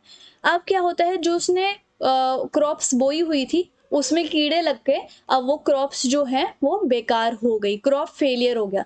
तो अब वो लोन के पैसे चुका नहीं पाई, रेट ऑफ इंटरेस्ट तो हाई ही था, और इससे क्या हो गया, उसे अपनी ज़मीन का एक टुकड़ा बेचना पड़ा जिससे कि वो लोन के पैसे उतार पाए, और अब उसको कोई प्रॉफिट भी नहीं होगा। जो सिचुएशन उसकी पहले थी वो उससे बदतर भी हो गई। तो यहाँ पर आप देख सकते हो लोन की पॉजिटिव साइड भी थी और नेगेटिव साइड भी थी। सलीम ने तो प्रॉफिट कमा लिया लोन की वजह से, और स्वप्ना ने क्या किया, स्वप्ना के केस में लोन की वजह से उसको और ज़्यादा उसकी बदतर हालत हो गई, ठीक है। सो ये दो सिचुएशन है क्रेडिट की। अब कैसे किसान लोग डेब्ट ट्रैप में एंटर हो जाते हैं, डेब्ट ट्रैप मतलब बहुत ज़्यादा कर्जा उनके सर पे कैसे आ जाता है। जैसे हर कोई किसान क्या, बहुत सारे लोग ही, पर यहाँ पर हम किसानों की बातें कर रहे हैं। बहुत सारे किसान जो है कल्टीवेशन के लिए या फिर खेती बाड़ी के लिए लोन ले लेते हैं जमींदारों से, जमींदार या फिर मनी लेंडर्स वगैरह से, तो वो high rate of interest charge करते हैं, ये तो हमें पता ही है ना। तो क्या होता है, किसान जो है लोन ले लेते हैं, अपनी खेती बाड़ी करते हैं, बट कभी कभी उनकी जो फसलें हैं वो फेल हो जाती हैं, कभी कभी फसलों का जो दाम है वो गिर जाता है, और क्या होता है, हाई रेट ऑफ इंटरेस्ट होता है जिसकी वजह से वो लोन की पेमेंट नहीं कर पाते, और जिस हालत में वो पहले होते हैं उससे ज़्यादा बदतर किसानों की हालत और हो जाती है। ना तो उनकी क्रॉप्स अच्छे से उग पाई, और ना ही वो हाई रेट ऑफ इंटरेस्ट और लोन को दे पा रहे हैं, जिसकी वजह से वो बहुत सारे सुसाइड केस भी आते हैं किसानों के, जैसे कि आपने देखा होगा, है ना। सो ये चीज़ मुझे आपको बतानी थी। अब हम बात करते हैं टर्म्स ऑफ क्रेडिट की। टर्म्स ऑफ क्रेडिट कुछ कंडीशन होती हैं कि जिस कंडीशन के हिसाब से आपको लोन दिया जाता है। जैसे कि ये कुछ ऐसी कंडीशन होती है कि जैसे आप हमें अगर पैसा दोगे, मतलब फ्यूचर में पैसा दोगे, तो आप ऑनलाइन दोगे, ऑफलाइन दोगे, मतलब किस तरीके से आप हमें फ्यूचर में पैसा दोगे हमारे लोन का। दूसरा, लोन के ऊपर कितना इंटरेस्ट आप हमें दोगे। तीसरा, कितने टाइम के लिए आपको लोन चाहिए, और बाकी की कंडीशन, ये सारी कंडीशंस जो हैं वो आपके टर्म्स ऑफ क्रेडिट में आती हैं। अब यहाँ पर देखो, तो लोन के एग्रीमेंट में आपको ये पता चल जाता है कि कितना रेट ऑफ इंटरेस्ट आपको देना है। अमाउंट तो आप दोगे ही लोन का, साथ के साथ इंटरेस्ट रेट भी दोगे। साथ के साथ लोन के साथ साथ आपको कोलेट्रल भी जमा करवाना होता है। कोलेट्रल क्या होता है, बहुत इंपॉर्टेंट क्वेश्चन है, ये आता है पेपर में। कोलेट्रल एक गारंटी होती है, ठीक है। अब बैंक को क्या पता, बैंक को क्या भरोसा कि आप आगे फ्यूचर में पेमेंट करोगे या नहीं करोगे, है ना, कैसे भरोसा कर सकते हैं। तो अब वो आपसे एक गारंटी रख लेता है। Guarantee in the sense, guarantee जैसे कि आपके पास, आप लोन लेने गए बैंक के पास, आपके पास कोई ज़मीन है या फिर कोई व्हीकल है, लाइक कार, स्कूटी, या फिर आपके पास कुछ सोना पड़ा हुआ है, तो आप कहते हो, बैंक को एक गारंटी देते हो कि आप मेरी ये चीज़ गिरवी रख लो और मुझे लोन दे दो। अगर मैं फ्यूचर में, भविष्य में आपके पैसे नहीं दे पाए, तो आप मेरी ये चीज़ बेच के अपने लोन का भुगतान कर लेना। So that guarantee is collateral. Okay. अब ऐसा नहीं है कि जैसे आपने करोड़ों रुपए का लोन ले लिया तो आप सिर्फ 2-3 ग्राम का सोना गिरवी रख रहे हो, ऐसा नहीं होता। जितने का आपने लोन लिया होता है ना, उससे ज़्यादा अमाउंट की आपको अपनी चीज़ रखनी होती है गिरवी पे, ठीक है। अब यहाँ पर बोरोअर अगर फेल हो जाता है लोन के लिए, तो जिस जैसे बैंक ने या फिर मनी लेंडर ने आपका कोलेट्रल लिया होता है, तो उसके पास पूरा हक है कि वो आपका कोलेट्रल बेच के लोन का भुगतान कर ले, ठीक है। अब आगे देखो, टर्म्स ऑफ क्रेडिट के अंदर इंटरेस्ट रेट, कोलेट्रल, डॉक्यूमेंट्स और मोड ऑफ फ्री पेमेंट, ये सब चीज़ें मेंशन होती हैं। कोलेट्रल मैंने आपको बता ही दिया कि ये एक एसेट होती है। अच्छा, क्रेडिट के अलग अलग सोर्सेज होते हैं, मतलब आप कहाँ कहाँ से पैसा ले सकते हो। बैंक आपको पैसे दे सकते हो उधार पे, ट्रेडर दे सकते हैं, मतलब जिन लोगों का ये काम होता है कि पैसे ब्याज पे देना, वो लोग दे सकते हैं। कोऑपरेटिव सोसाइटीज़ भी होती हैं, लैंडलॉर्ड, जमींदार भी होते हैं, मनी लेंडर्स जो पैसे देने का काम करते हैं, आपके रिलेटिव्स भी हो सकते हैं, आपके फ्रेंड्स भी हो सकते हैं, ठीक है। अब ऐसे कौन कौन से रीजंस होते हैं कि बैंक जो है वो लोन देने से बचता है, कौन कौन से रीजन होते हैं। एक तो ऐसा कि भाई हर बैंक को प्रॉपर डॉक्यूमेंट चाहिए, आपके सारे कागज चाहिए होते हैं, आपके लीगल डॉक्यूमेंट चाहिए होते हैं, आपकी गारंटी चाहिए होती है, तब जाके बैंक आपको पैसे देता है, अदरवाइज वो नहीं देता। और बोरोअर ने अगर पहले के लोन भी नहीं दे रखे, तो बैंक उनको आगे देने से, मतलब आगे पैसे देने से कतराता है। और जो कई बिजनेसमैन ऐसे होते हैं जो कि ऐसा बिजनेस में पैसा लगा रहे होते हैं जिसके अंदर काफ़ी हाई रिस्क होता है, मतलब पक्का नहीं पता कि वो काम चलेगा या नहीं चलेगा, उसके अंदर बहुत रिस्क होता है। तो ऐसे लोगों को पैसा देने के लिए भी बैंक जो है वो कतराता है। तो ये कुछ रीजंस होते हैं जिससे कि बैंक जो है वो ज़्यादा मतलब कतराता है पैसे देने में, ठीक है। आप क्रेडिट सोर्सेज देखो, इंडिया में 2 टाइप के क्रेडिट सोर्सेज हैं, एक फॉर्मल सोर्स ऑफ क्रेडिट और एक इनफॉर्मल। फॉर्मल में तो आपके बैंक और कोऑपरेटिव आ गए, क्योंकि फॉर्मल जो सोर्स ऑफ क्रेडिट होते हैं वो आपको लोअर रेट ऑफ इंटरेस्ट पे पैसा देते हैं, ठीक है, और कोलेट्रल ये मांगते हैं, और यहाँ पर आरबीआई इनको सुपरवाइज कर रहा होता है और बैंक्स एंड कोऑपरेटिव सोसाइटीज इसके अंदर आते हैं। Informal centre source of credit में आपके money lenders, friends, relative, land owners होते हैं। ये high rate of interest charge करते हैं, कभी कभी कोलेटरल की ज़रूरत ये नहीं समझते, और कोई भी इंस्टीट्यूशन ऐसा नहीं है जो इनके ऊपर नज़र रखे या फिर सुपरवाइज करे, ठीक है। और जितने पॉइंट्स मैंने आपको बताए हैं उन सभी पॉइंट्स का डिफरेंस बिटवीन यहाँ पर बता रखा है आपको, ये इंपॉर्टेंट है, स्टार मार्क कर लो। सो फॉर्मल सेक्टर में रेट ऑफ इंटरेस्ट लोअर है, कोलेटरल चाहिए, आरबीआई सुपरवाइज करता है, ज़्यादा डॉक्यूमेंट्स चाहिए, एग्जाम्पल में बैंक्स एंड कोऑपरेटिव, और सेम उसका उल्टा जो है इनफॉर्मल सेक्टर में आ जाएगा। ओके, सो अब आरबीआई का क्या रोल है फॉर्मल सेक्टर में, मतलब बैंक्स एंड कोऑपरेटिव्स में।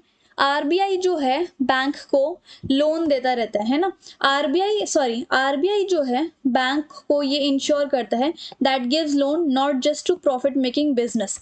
अब आरबीआई हर बैंक को ये कहते हैं कि भाई तुम्हें सिर्फ उन लोगों को प्रॉफिट, मतलब उन लोगों को लोन नहीं देना चाहिए जिनका अच्छा खासा बिजनेस है, उन लोगों को भी लोन देना चाहिए जो स्मॉल लेवल का बिजनेस करते हैं, स्मॉल स्केल इंडस्ट्रीज रन करते हैं, ताकि सभी का भला हो, है ना।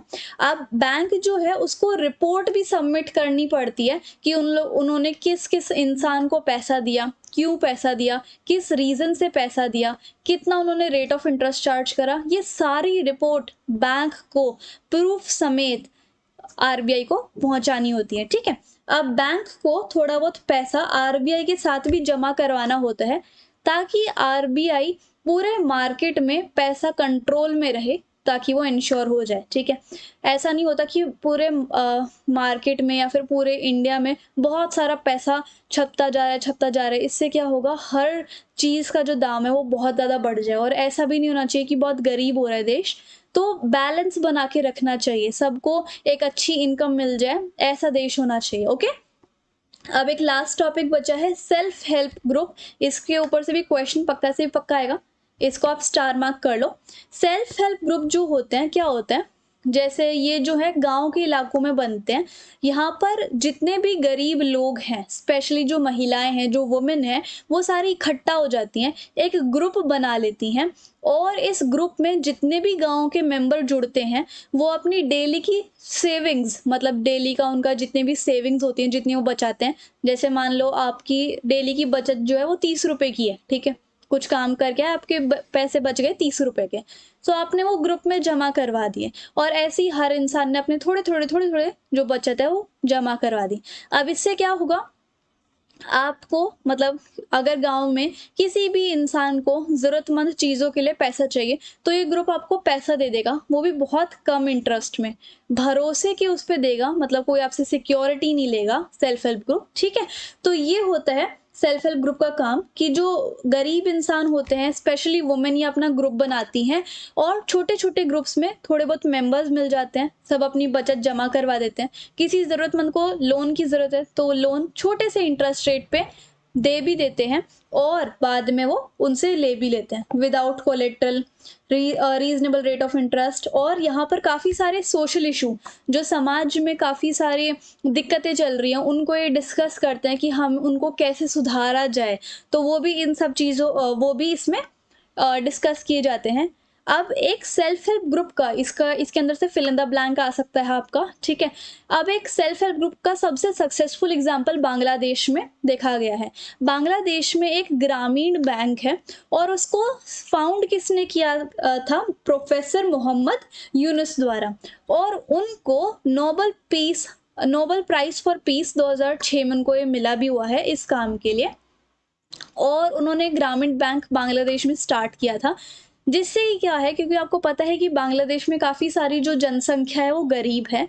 अब वहाँ पर ऐसा बैंक चालू कर दिया गया, मतलब ऐसा ग्रुप चालू कर दिया गया, और वहाँ पर जितने भी लोग, कितने लोग थे यहाँ पर 2018 में 9 मिलियन मेंबर इससे जुड़ गए थे। 9 million in the sense 1 million में 10 लाख होते, तो 9 मिलियन में 90 लाख लोग इस बैंक से या फिर इस ग्रुप से जुड़ गए थे। और कितने गांव जुड़े थे, 81,600 लोग इसके अंदर जुड़े हुए थे बांग्लादेश के, ठीक है। 81,000 लोग नहीं, गांव जुड़े हुए थे बांग्लादेश के इस ग्रुप से। अब यहाँ पर सारे जो मेंबर्स थे मोस्टली गरीब महिलाएं थी, और ये पाया गया कि जो सेल्फ हेल्प ग्रुप है उनके अंदर जैसे काफ़ी सारी वुमेन ही काम कर रही थी गरीब घर की, तो वो लोग एक रिलायबल बोरोवर है, मतलब उनके ऊपर अच्छे से ट्रस्ट किया जा सकता है कि वो अच्छे से मतलब डिस्ट्रीब्यूट करती है, कोई फ्रॉड वाला काम नहीं करती है ना। सो उन्होंने क्या किया, जिन भी लोगों को ज़रूरत थी छोटा-मोटा काम करने की उनको पैसे दे दिए, कोलेटरल नहीं लेते थे, एक ट्रस्ट के हिसाब से कि हाँ, वो हमारा पैसा रिटर्न ज़रूर से भी ज़रूर करेंगे, और छोटा-सा रेट ऑफ इंटरेस्ट चार्ज कर देते। तो ये बहुत अच्छा एग्ज़ाम्पल था सेल्फ हेल्प ग्रुप का, ओके। सो इस तरीके से हमारा ये जो चैप्टर है वो ख़त्म होता है। अगर आपको नोट्स ये चाहिए तो इसकी लिंक मैं आपको डिस्क्रिप्शन बॉक्स के स्टार्टिंग में ही दे दूँगी, ठीक है। सो आई होप आपको मेरे पढ़ाने का तरीका और वीडियो काफ़ी अच्छी लगी होगी। If you like the video and the explanation then please like, share, comment and subscribe the channel, and कोई भी डाउट हो तो आप मुझे इंस्टाग्राम पे फॉलो करके डीएम कर सकते हो। Thank you so much. Hello everyone, स्वागत है आपका हमारे प्यारे से चैनल बहन्स पढ़ाई में। आज हम करेंगे अपना chapter globalisation and the Indian economy. बहुत ही ज़्यादा प्यारा सा चैप्टर है, और ये नोट्स मैंने लिए हैं by innovative Gyan website. If you want to access these notes, मैंने इनकी लिंक जो है डिस्क्रिप्शन बॉक्स में दी हुई है, आप इनकी वेबसाइट पर जाके नोट्स चेक कर सकते हैं, ठीक है। अपार्ट फ्रॉम दैट, अगर आपको कोई भी डाउट है तो आप मुझे इंस्टाग्राम पे फॉलो करके डीएम कर सकते हो, और अगर आपको चैनल के वीडियोस के स्टडी मटेरियल्स के लेटेस्ट अपडेट्स चाहिए, स्टडी मटेरियल चाहिए, तो आप टेलीग्राम चैनल को भी फॉलो कर सकते हो। So let's begin our chapter without any देरी। तो अब प्रोडक्शन अक्रॉस दी कंट्रीज यहाँ से स्टार्ट करते हैं, ठीक है। ओके, सो पहले के टाइम में क्या होता था, ग्लोबलाइजेशन में एक्सपोर्ट एंड इंपोर्ट होता था। एक्सपोर्ट यानी कि बेचना, क्या बेचते थे हम, कच्चा माल, रॉ मटेरियल, बहुत सारी कंट्रीज को, और इंपोर्ट मतलब खरीदते थे बहुत सारे बने बनाए गुड्स को, फिनिश्ड गुड्स को, यूरोप और यूएसए वगैरह से। लेकिन 20th सेंचुरी के मिड से ही बहुत सारी चीज़ें जो है चेंज होना स्टार्ट हो गई थी। जैसे कि बहुत सारी कंपनीज जो कि पहले एक देश में ऑपरेट करती थी, अब वो बहुत सारे देशों में ऑपरेट कर रही हैं, अपना बिजनेस फैला रही हैं, और धीरे धीरे वही कंपनीज जो हैं वो एमएनसीज बन गई, यानी कि मल्टीनेशनल कॉरपोरेशंस या फिर मल्टीनेशनल कंपनीज बन गई हैं। वो अपनी इकोनॉमिक एक्टिविटीज स्प्रेड करती हैं वर्ल्ड के बहुत सारे पार्ट में, ठीक है। मल्टीनेशनल कॉरपोरेशन यानी कि एमएनसीज जो हैं वो क्या होती हैं, कोई भी एक ऐसा बिजनेस एंटरप्राइज, कोई भी एक ऐसी ऑर्गेनाइजेशन जो कि बहुत सारी कंट्रीज में ऑपरेट करती हैं, अपने बिजनेस रन करती हैं, like for example Pepsi, Coca Cola, Kurkure and Lijjat papad, और भी बहुत सारी चीज़ें हैं, ठीक है। और तो ये होती हैं एमएनसीज। अब एमएनसीज कैसे फैलती हैं और अपना प्रोडक्शन कैसे वो बढ़ाती हैं, या फिर कैसे वो अपने प्रोडक्शन को कंट्रोल करती हैं इतने सारे देशों में, वो सब चीज़ें हम देखते हैं। एमएनसी कैसे फैलती हैं और कैसे कंट्रोल करती हैं, पहले हम वो देख लेते हैं। तो बहुत सारी कंपनीज जॉइंट प्रोडक्शन कर लेती हैं, मतलब कि लोकल कंपनी के साथ वो अटैच हो जाती हैं, पार्टनरशिप कर लेती हैं, या फिर लोकल कंपनीज को ही खरीद लेती हैं ताकि वो अपनी प्रोडक्शन को बढ़ा सकें, और स्मॉल प्रोड्यूसर्स को भी वो ऑर्डर्स देते रहते हैं कि आपको ये हमारा काम करके देना होगा, और अपना ब्रांड भी वो यूज़ कर लेते हैं। क्या फ़ायदा होता है एमएनसी को इतने बड़े लेवल पे फैलाने का, एक तो डिफरेंट डिफरेंट कंट्रीज़ में बहुत अच्छे क्वालिटी के रिसोर्सेज आने लग जाएंगे, वो भी कम रेट पे। प्रॉफिट उन एमएनसी वालों का इंक्रीज हो जाएगा, और क्योंकि वो अपने प्रोडक्शन लेवल को, उत्पादन लेवल को बढ़ा रहे हैं, जिसकी वजह से किसी भी देश में जो एम्प्लॉयमेंट अपॉर्चुनिटीज़ हैं, जो नौकरियां हैं, वो और ज़्यादा फैल जाएंगी, बढ़ जाएंगी। अब क्या होता है, एमएनसीज जो हैं वो कैसे अपनी प्रोडक्शन को इंटरलिंक कर पाती है बाकी दूसरी कंट्रीज़ में, वो देख लेते हैं। कैसे अपनी प्रोडक्शन वो बढ़ाती है, और कैसे वो दूसरी कंट्रीज़ में सेटअप हो पाती है। जैसे कोई भी एमएनसी है, वो हमारी इंडिया में आई, उन्होंने इन्वेस्ट किया, वो अपनी करेंसी इंडिया में लगाई, फॉरेन इन्वेस्टमेंट किया, उन्होंने किसी इंडिया की कंपनी के साथ हैंड जॉइन किए कि हम आपके साथ काम करेंगे, उन्होंने किसी इंडियन कंपनी, लोकल कंपनी को खरीद लिया पूरे तरीके से, या फिर किसी इंडियन लोकल कंपनी के साथ उन्होंने कॉन्ट्रैक्ट कर लिया। तो इस तरीके से कोई भी कंपनी एमएनसी बन पाती है कि बाहर की किसी देश की कंपनी इंडिया में आके अपने बेसिस सेटअप कर रही है, दैट इज़ एमएनसी, और इस तरीके से वो प्रोडक्शन प्रोसेस फैलाती है, कंट्रोल करती है, ठीक है। बात करते हैं इन्वेस्टमेंट की। जब आप अपना पैसा किसी ऐसी जगह पर लगा रहे हो कि उससे रिटर्न में बहुत सारा पैसा है, आपके पास ज़मीन है, आपने उस ज़मीन पे बिल्डिंग बना दी और वो बिल्डिंग बनाने में जो पैसा लगा, उसके बाद उस बिल्डिंग को आप रेंट पे चढ़ाओगे, तो आपको रिटर्न में क्या आएगा? रेंट आएगा। तो एक बार आपने पैसा लगाया और वो रेंट मल्टीपल ईयर्स तक आता जाएगा। सो दैट इज़ इन्वेस्टमेंट, कि आप किसी ऐसी चीज़ में पैसा लगा रहे हो जो इन रिटर्न में आपको पैसा देगा, that is investment. Foreign investment क्या होती है कि आप किसी बाहर के देश में कुछ एसेट्स खरीद रहे हो, कुछ काम स्टार्ट कर रहे हो, या फिर बाहर के देश में पैसा लगा रहे हो कि ताकि आपको इन रिटर्न में पैसा मिले, तो उस चीज़ को हम क्या कहते हैं? Foreign investment. जॉइंट वेंचर्स क्या होते हैं? जब एमएनसीज किसी लोकल कंपनी के साथ हैंड जॉइन कर लेती है और इन्वेस्टमेंट करती है किसी भी दूसरी कंपनी के साथ, तो होता है जॉइंट वेंचर। अब to take over local companies, MNC जो है कंपनीज को खरीद लेती है ताकि वो अपना उत्पादन का लेवल और ज़्यादा बढ़ा सकें। जैसे फॉर एग्जांपल यूएसए की एक कंपनी थी कारगिल फूड्स, उन्होंने इंडिया की पारक फूड्स को खरीद लिया था। और कभी कभी एमएनसीज जो है लोकल कंपनी के साथ भी कॉन्ट्रैक्ट कर लेती हैं और अपने ब्रांड नेम से उनको सामान मतलब दूसरे लोगों को सामान बेचती हैं, ठीक है। तो इससे क्या होता है? प्राइसेस डिटरमाइन किए जाते हैं, क्वालिटी, डिलीवरी, लेबर कंडीशंस। अब बाहर की जो कंपनीज होती हैं उनको इंडिया का इतना हिसाब किताब नहीं पता, तो वो लोकल कंपनी के साथ कॉन्ट्रैक्ट करती हैं और लोकल कंपनीज उनको गाइड करती हैं कि आपको क्या प्राइस रखना चाहिए हमारे मार्केट के हिसाब से, क्या क्वालिटी, कैसी डिलीवरी होनी चाहिए और क्या हमारे यहाँ की लेबर कंडीशंस है, वो सब गाइड कर देती है। तो ये कॉन्ट्रैक्ट भी कर लेते हैं। बात करते हैं फॉरेन ट्रेड। जब खरीदना और बेचना, जिसको हम ट्रेडिंग कहते हैं, वो दो कंट्रीज में होती है, पूरे वर्ल्ड मतलब वर्ल्ड के दो कंट्रीज में होती हैं, तो उसको हम फॉरेन ट्रेड कहते हैं, या फिर आप इसको इंटरनेशनल ट्रेड भी बोल सकते हो। फॉरेन ट्रेड की वजह से बहुत सारे मार्केट्स जो है इंटीग्रेट हो जाते हैं, ठीक है। कैसे इंटीग्रेट हो जाते हैं? कि it facilitates movement of goods and services across, कि जितने भी गुड्स हैं, जितने भी सर्विसेज हैं, उनकी मूवमेंट होती है अलग अलग कंट्रीज में फॉरेन ट्रेड की वजह से। जैसे कि किसी दूसरी कंट्री को, यूएसए को ही इंडिया की रुई पसंद आ गई, कॉटन पसंद आ गई, या फिर पिकल अचार वगैरह पसंद आ गया, तो इंडिया से वो सामान कहाँ पर मूव करेगा? यूएसए में। तो इससे क्या होता है? फॉरेन ट्रेड या फिर इंटरनेशनल ट्रेड से movement of goods and services होती हैं, बहुत सारी लोगों को चॉइसेस मिल जाती हैं। अब जैसे तुम टूथपेस्ट ही देख लो, कितने सारे ब्रांड्स हैं, कंप्यूटर्स देख लो, कितने सारे ब्रांड्स हैं, तो अलग अलग चॉइसेस मिल जाती है कंज्यूमर्स को, लोगों को, आइडियाज़ को और टेक्नोलॉजी को। पूरे देश में फुली मूवमेंट उनका होता है।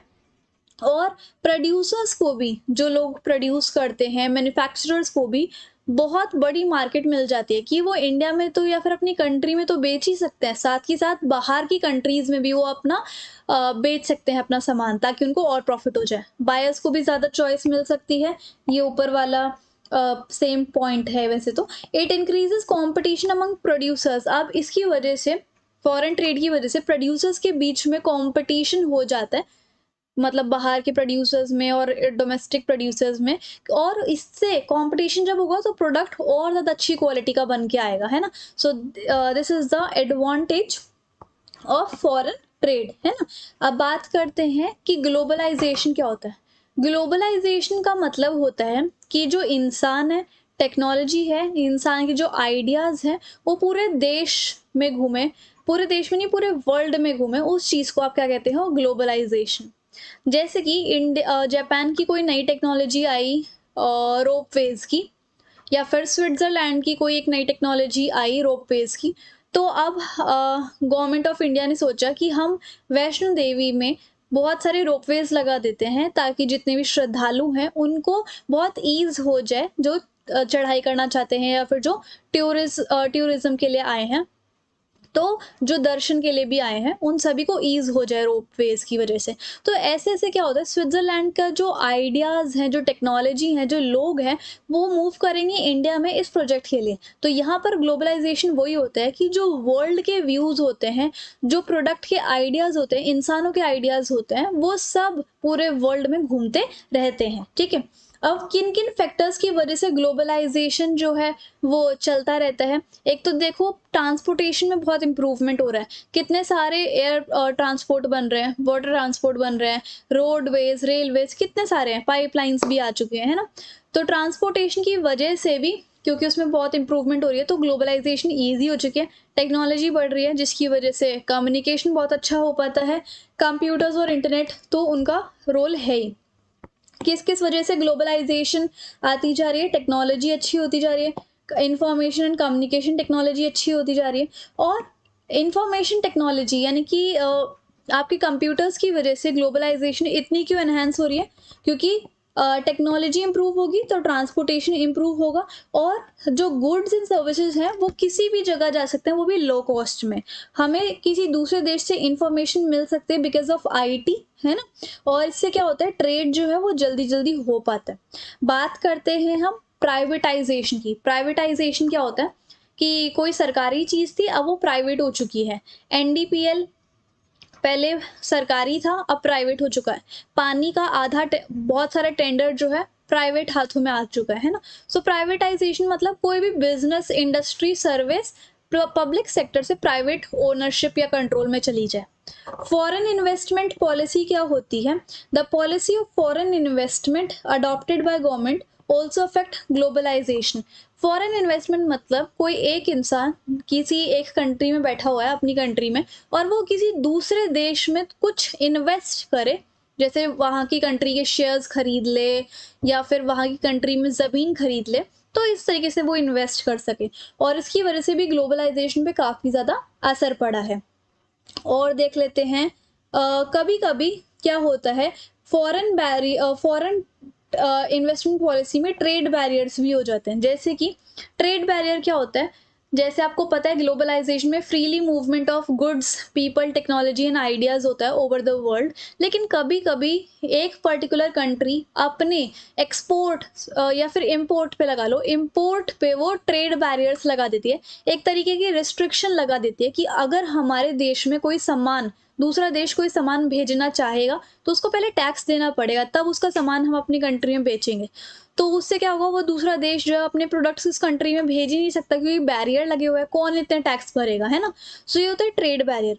अब ये क्यों लगाए जाते हैं, क्योंकि मान लो उस कंट्री के जिसने ट्रेड बैरियर लगाए हैं, सपोज इंडिया ने ही अपने अब दूसरी कंट्री के इंपोर्ट्स पे ट्रेड बैरियर लगाए, तो इंडिया अपने डोमेस्टिक प्रोड्यूसर्स को बचाना चाहता है ताकि उनको ज़्यादा कंपटीशन ना लगे। दैट इज ट्रेड बैरियर, है ना। अब ट्रेड बैरियर्स क्यों यूज़ किए जाते हैं बाय द गवर्नमेंट, ताकि वो फॉरेन ट्रेड को इंक्रीज, डिक्रीज या फिर बैलेंस कर सके, और ताकि वो ये देख सकें कि किस टाइप का गुड्स एंड सर्विसेज हमारे इंडिया में आएगा, कितना आएगा, आना भी चाहिए या नहीं आना चाहिए, हमारे देश के खुद के प्रोड्यूसर्स को ही बाहर के कंपटीशन से प्रोटेक्ट करें। तो इसलिए ट्रेड बैरियर्स कभी कभी लगा दिए जाते हैं। अब फॉरेन ट्रेड पे रिस्ट्रिक्शंस होती हैं। क्या होता है, जब हमारे देश को आज़ादी मिली थी, इंडिपेंडेंस मिली थी, तब हमारे गवर्नमेंट ऑफ इंडिया ने इम्पोर्ट पर, या फिर आप कह सकते हो फॉरेन ट्रेड और फॉरेन इन्वेस्टमेंट पे बैरियर्स लगा दिए थे, क्योंकि उस टाइम पे हमारे देश की इकोनॉमी इतनी डेवलप नहीं थी। जो डोमेस्टिक प्रोड्यूसर्स थे, जो इंडिया के खुद के प्रोड्यूसर्स थे, वो फॉरेन कंपटीशन को अभी झेल नहीं पाएंगे, इसलिए बाहर से जो इम्पोर्ट, बाहर का जो सामान आ रहा था हमारे देश में, उसके ऊपर रोक लगाई गई, जिसको आप क्या कहते हो, trade barriers, in 1950s and 60s। उस टाइम पे इंडिया जो था वो सिर्फ एसेंशियल कमोडिटीज, एसेंशियल सामानों का ही इंपोर्ट करवाता था, जैसे मशीनरी, फर्टिलाइजर्स और पेट्रोलियम, ठीक है। फिर आती है न्यू इकोनॉमिक पॉलिसी, एनईपी जिसको आप बोलते हो, 1991। अब ये एनईपी 1991 क्या है, यहाँ पर इंडियन प्रोड्यूसर्स को ये लगा कि अब 1991 में इंडियन प्रोड्यूसर्स को ये फील हुआ कि अब वो बाकी देश के जितने भी प्रोड्यूसर्स हैं उनके साथ कंपटीशन कर सकते हैं, जिसकी वजह से उनको बाहर देश में क्या चल रहा है, कैसे उनके आइडियाज़ हैं, जिसकी वजह से वो खुद के प्रोडक्ट्स, खुद के गुड्स एंड सर्विसेज की क्वालिटी को बढ़ा सके। तो इसलिए गवर्नमेंट ऑफ इंडिया ने 1991 में फॉरेन इन्वेस्टमेंट पॉलिसी में चेंजेस लाए, और सबसे बड़ा चेंज था लिबरलाइजेशन का, है ना। और लिबरलाइजेशन क्या होता है अभी हम आगे पढ़ेंगे। और ये डिसीजन जो था गवर्नमेंट ऑफ इंडिया का, उसको किसने सराहा था? वर्ल्ड ट्रेड ऑर्गेनाइजेशन ने, कि हाँ भाई तुमने ठीक किया, अब कंपटीशन करने दो, तुम्हारी इकोनॉमी भी सही चल रही है, अब डोमेस्टिक प्रोड्यूसर्स को बाहर के प्रोड्यूसर्स के साथ compete करने दो। सो लिबरलाइजेशन पॉलिसी जो है वो इंडिया में अडॉप्ट होती है ना, इंडिया में अडॉप्ट की जाती है लिबरलाइजेशन पॉलिसी। एंड अब देख लेते हैं आफ्टर इंडिपेंडेंस के बाद इंडियन गवर्नमेंट जो है वो foreign trade and foreign investment पे बैरियर लगा देती है। इंडियन इंडस्ट्रीज जो थी इंडिपेंडेंस के बाद आती है, कंपटीशन जो था इम्पोर्ट्स पर किया नहीं जा रहा था। सो 1991 में गवर्नमेंट ने डिसाइड किया कि अब इंडियन प्रोड्यूसर्स को compete करना चाहिए प्रोड्यूसर्स के साथ। वही सब थ्योरी यहाँ पर लिखी हुई है। सो अब लिबरलाइजेशन क्या है कि हम गवर्नमेंट रेगुलेशंस या फिर गवर्नमेंट ने जो रिस्ट्रिक्शंस लगाई हैं प्राइवेट बिजनेस और ट्रेड पर, उसको कम कर दे और अब फ्रीली ट्रेड होने दे अलग अलग कंट्रीज में। ठीक है, इफेक्ट क्या पड़ा? कंपटीशन जो था उसकी वजह से प्रोड्यूसर्स की परफॉर्मेंस इंप्रूव होने लग गई। बैरियर जो ट्रेड फॉरेन ट्रेड और फॉरेन इन्वेस्टमेंट पे थे वो रिमूव कर दिए गए बहुत ज़्यादा। एक्सपोर्ट एंड इम्पोर्ट अच्छे से होने लग गया। फॉरेन कंपनीज जो थी वो फैक्ट्रीज एंड ऑफिसेज सेटअप कर रही थी, जिसकी वजह से प्रोडक्शन बड़े लेवल पे होने लग गया था, डिसीजन भी आराम से लिए जा रहे थे, और कंपटीशन से प्रोड्यूसर्स की परफॉर्मेंस भी इम्प्रूव हो रही थी और उनके प्रोडक्ट की भी क्वालिटी इम्प्रूव हो रही थी। WTO यानी कि वर्ल्ड ट्रेड ऑर्गेनाइजेशन एक ऐसी ऑर्गेनाइजेशन होती है कि सभी देशों में अच्छे से वर्ल्ड ट्रेड की जा रही है, यानी वो ये सब ट्रेड के मामले ये ऑर्गेनाइजेशन देखती है। इसके एम्स क्या है कि सभी देशों में फ्री ट्रेड होना चाहिए, लिबरलाइजेशन होनी चाहिए और इंटरनेशनल ट्रेड प्रमोट करना चाहिए, कोई भी डिस्क्रिमिनेशन ट्रेडिंग में नहीं होना चाहिए, एक्सपोर्ट एंड इम्पोर्ट रिस्ट्रिक्शन को रिमूव किया जाए। लेकिन इसके कुछ ड्रॉबैक्स भी हैं, ड्रॉबैक्स यानी कि डिसएडवांटेजेस भी हैं कि ये डेवलप्ड कंट्री के साथ मिला होता है WTO, और डेवलप्ड कंट्रीज इसको बताते हैं कि तुम्हें अब कैसे कैसे चलना है। ठीक है, तो ये अच्छी चीज़ नहीं है। अब हम बात करते हैं नेक्स्ट टॉपिक की कि ग्लोबलाइजेशन के क्या फ़ायदे हैं इंडिया में और क्या नुकसान है। फ़ायदे देखो, लोगों को ज़्यादा चॉइस मिल जाती है, इम्प्रूव्ड क्वालिटी के गुड्स मिलते हैं, प्राइस भी सही होता है, तो इससे स्टैंडर्ड ऑफ लिविंग बढ़ता है। MNC के द्वारा इन्वेस्टमेंट लगाई जाती है इंडिया में, टॉप इंडियन कंपनीज भी मल्टीनेशनल बनने स्टार्ट हो गई हैं, नई नई अपॉर्चुनिटी आती हैं कंपनीज के पास, जैसे कि IT सेक्टर बढ़ता है और फॉरेन कंपनीज के साथ कोलैबोरेशन होता है डोमेस्टिक यानी कि हमारे खुद के देश के एंटरप्रेन्योर्स का। नेगेटिव इम्पैक्ट्स की बात करते हैं। इंडियन इकोनॉमी को एक प्रॉब्लम को फेस करना पड़ा था जिसका नाम होता है ब्रेन ड्रेन।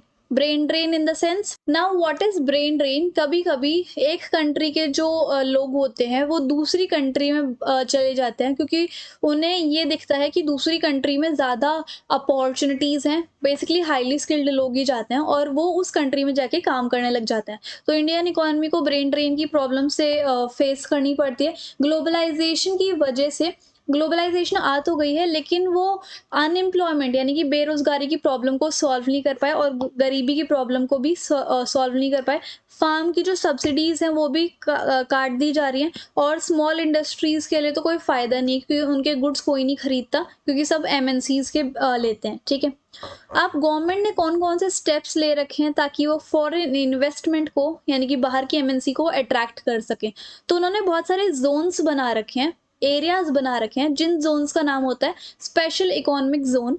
एंड यहाँ पर स्पेशल इकोनॉमिक जोन में बहुत वर्ल्ड क्लास फैसिलिटीज़ होती हैं, electricity, road, water, transport, storage, recreational और एजुकेशनल फैसिलिटी। इन SEZ में अगर कोई कंपनी सेटअप होती है तो उनको 5 साल तक कोई टैक्स नहीं देना होता।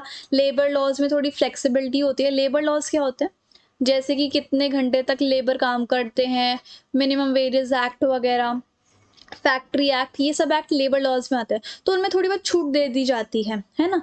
अब यहाँ पर कंपनीज जो हैं ऑर्गेनाइज सेक्टर की, उनको थोड़े बहुत चीज़ माननी पड़ती है कि लेबर लॉज को भी अच्छे से प्रोटेक्ट करके रखें, वर्कर्स राइट को भी प्रोटेक्ट करके रखें, तो उन्हें करना पड़ता है। ठीक है, ऊपर लिखा हुआ है ना कि फ्लेक्सिबिलिटी दे दी जाती है लेबर लॉज में, बट ऑर्गेनाइज सेक्टर की कंपनीज को लेबर लॉज या फिर वर्कर राइट को भी प्रोटेक्ट करना होता है। ठीक है, अच्छा, वो वर्कर्स को रेगुलर बेसिस पे हायर नहीं करते, वो सिर्फ छोटे टाइम के लिए जब उनके ऊपर काम का बर्डन होता है तब के लिए वो हायर कर लेते हैं, जिससे कि लेबर कॉस्ट कम हो जाती है कंपनी के लिए। तो ये सब SEZ में होता है, ये मैंने आपको पढ़ा दिया। अब competition rising and uncertain unemployment, ये हमारा नेक्स्ट टॉपिक है। तो क्या होता है, ग्लोबलाइजेशन और कंपटीशन का जो प्रेशर होता है उससे वर्कर्स की लाइफ बहुत ज़्यादा चेंज हो चुकी है, और लोकल प्रोड्यूसर्स की भी।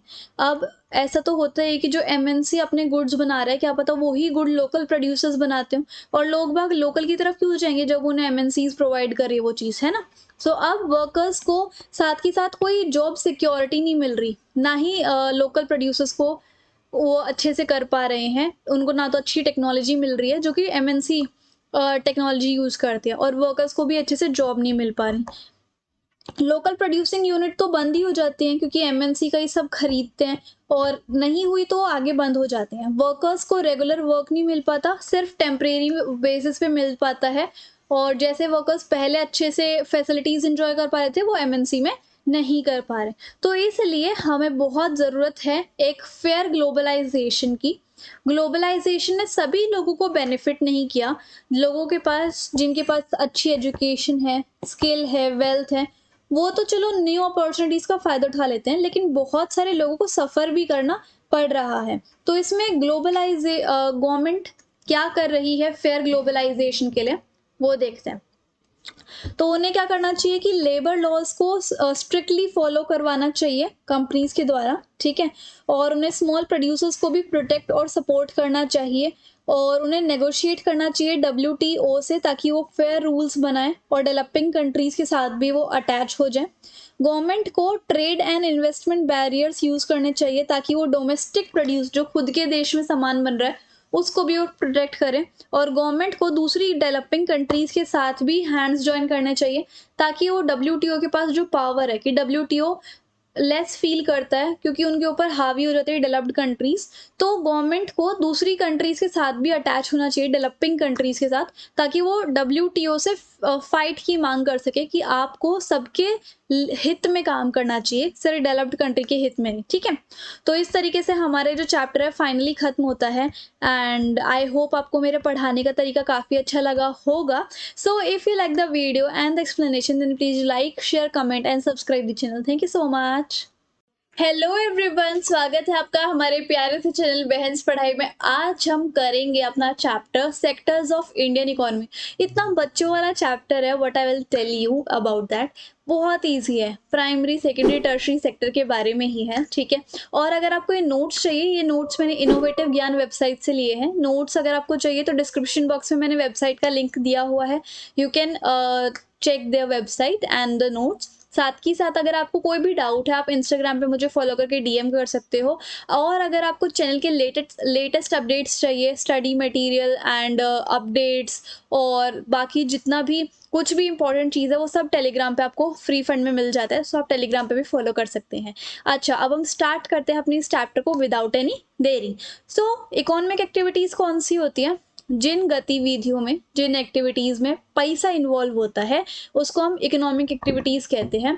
कुछ एक्टिविटीज़ ऐसी होती हैं जो कि एग्रीकल्चर के रिलेटेड होती हैं या फिर नेचर से रिलेटेड होती हैं। कुछ एक्टिविटीज़ ऐसी है जो कि गुड्स एंड सर्विसेज का प्रोडक्शन करती हैं, और कुछ ऐसी होती है जिसमें सर्विसेज होती हैं। तो ये सारी एक्टिविटीज़ इकोनॉमिक एक्टिविटीज़ कहलाती हैं, क्योंकि इन सबसे पैसा जनरेट होता है, ठीक है। अब इकोनॉमिक एक्टिविटीज़ के हिसाब से कि किस टाइप की इकोनॉमिक एक्टिविटी है, उसके हिसाब से 3 सेक्टर्स हैं हमारी इकोनॉमी के, प्राइमरी, सेकेंडरी एंड टर्शियरी, ठीक है।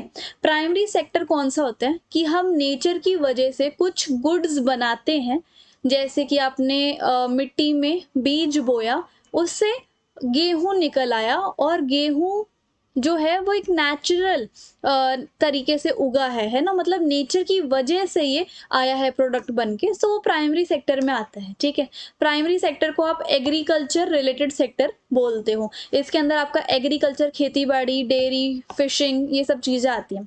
सेकेंडरी सेक्टर में क्या होता है कि जो सामान, जो चीज़ें हमें प्राइमरी सेक्टर से मिली है, उसको फैक्ट्रीज में लाकर उसकी मैन्युफैक्चरिंग करना और उससे कोई नया प्रोडक्ट बना देना।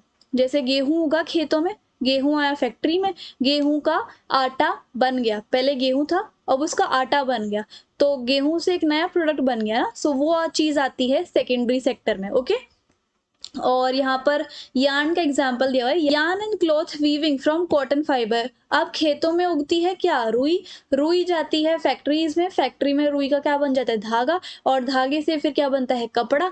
तो ये सब फैक्ट्रीज में होते हैं, तो ये किस में आएगा आपका, सेकेंडरी सेक्टर में।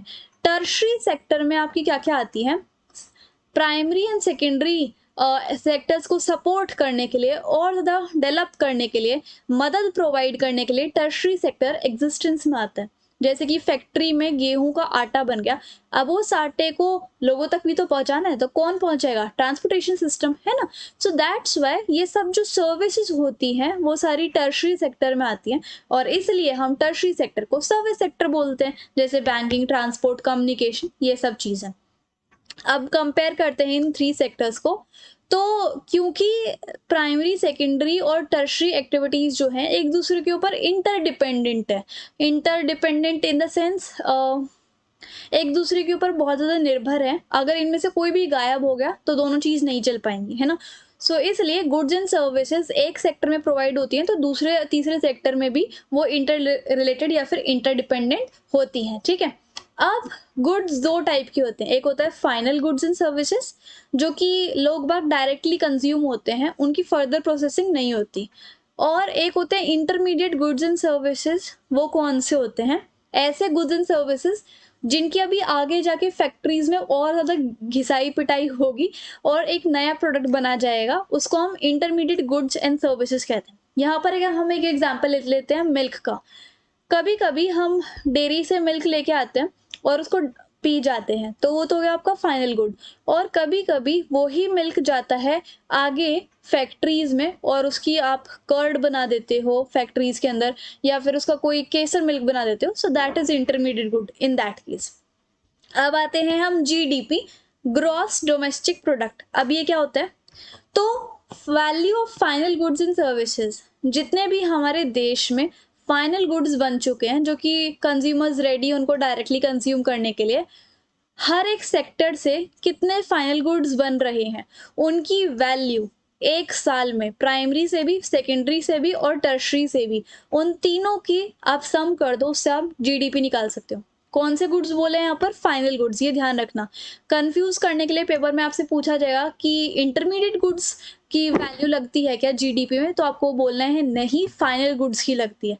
तो प्राइमरी सेक्टर में से जितने भी फाइनल गुड्स बन रहे हैं, सेकेंडरी में जितने भी लग रहे हैं, और टर्शरी में जितने भी फाइनल गुड्स एंड सर्विसेज हैं, उन सभी की वैल्यू आप जोड़ोगे और जीडीपी आप जो है निकाल पाओगे एक साल की, तीनों सेक्टर्स के फाइनल गुड्स की वैल्यू को सम करके, ठीक है।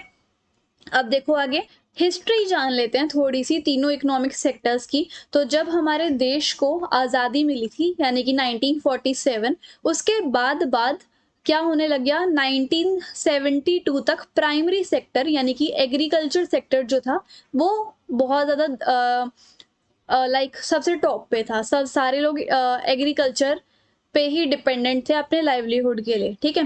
फार्मिंग मेथड इंप्रूव होते जा रहे थे, सरप्लस खाना भी देश में हो गया था। तो उसके बाद क्या हुआ, लोग बाग जो है खेती बाड़ी से थोड़े से शिफ्ट होकर मैन्युफैक्चरिंग सेक्टर पे, सेकेंडरी सेक्टर पे चले गए थे।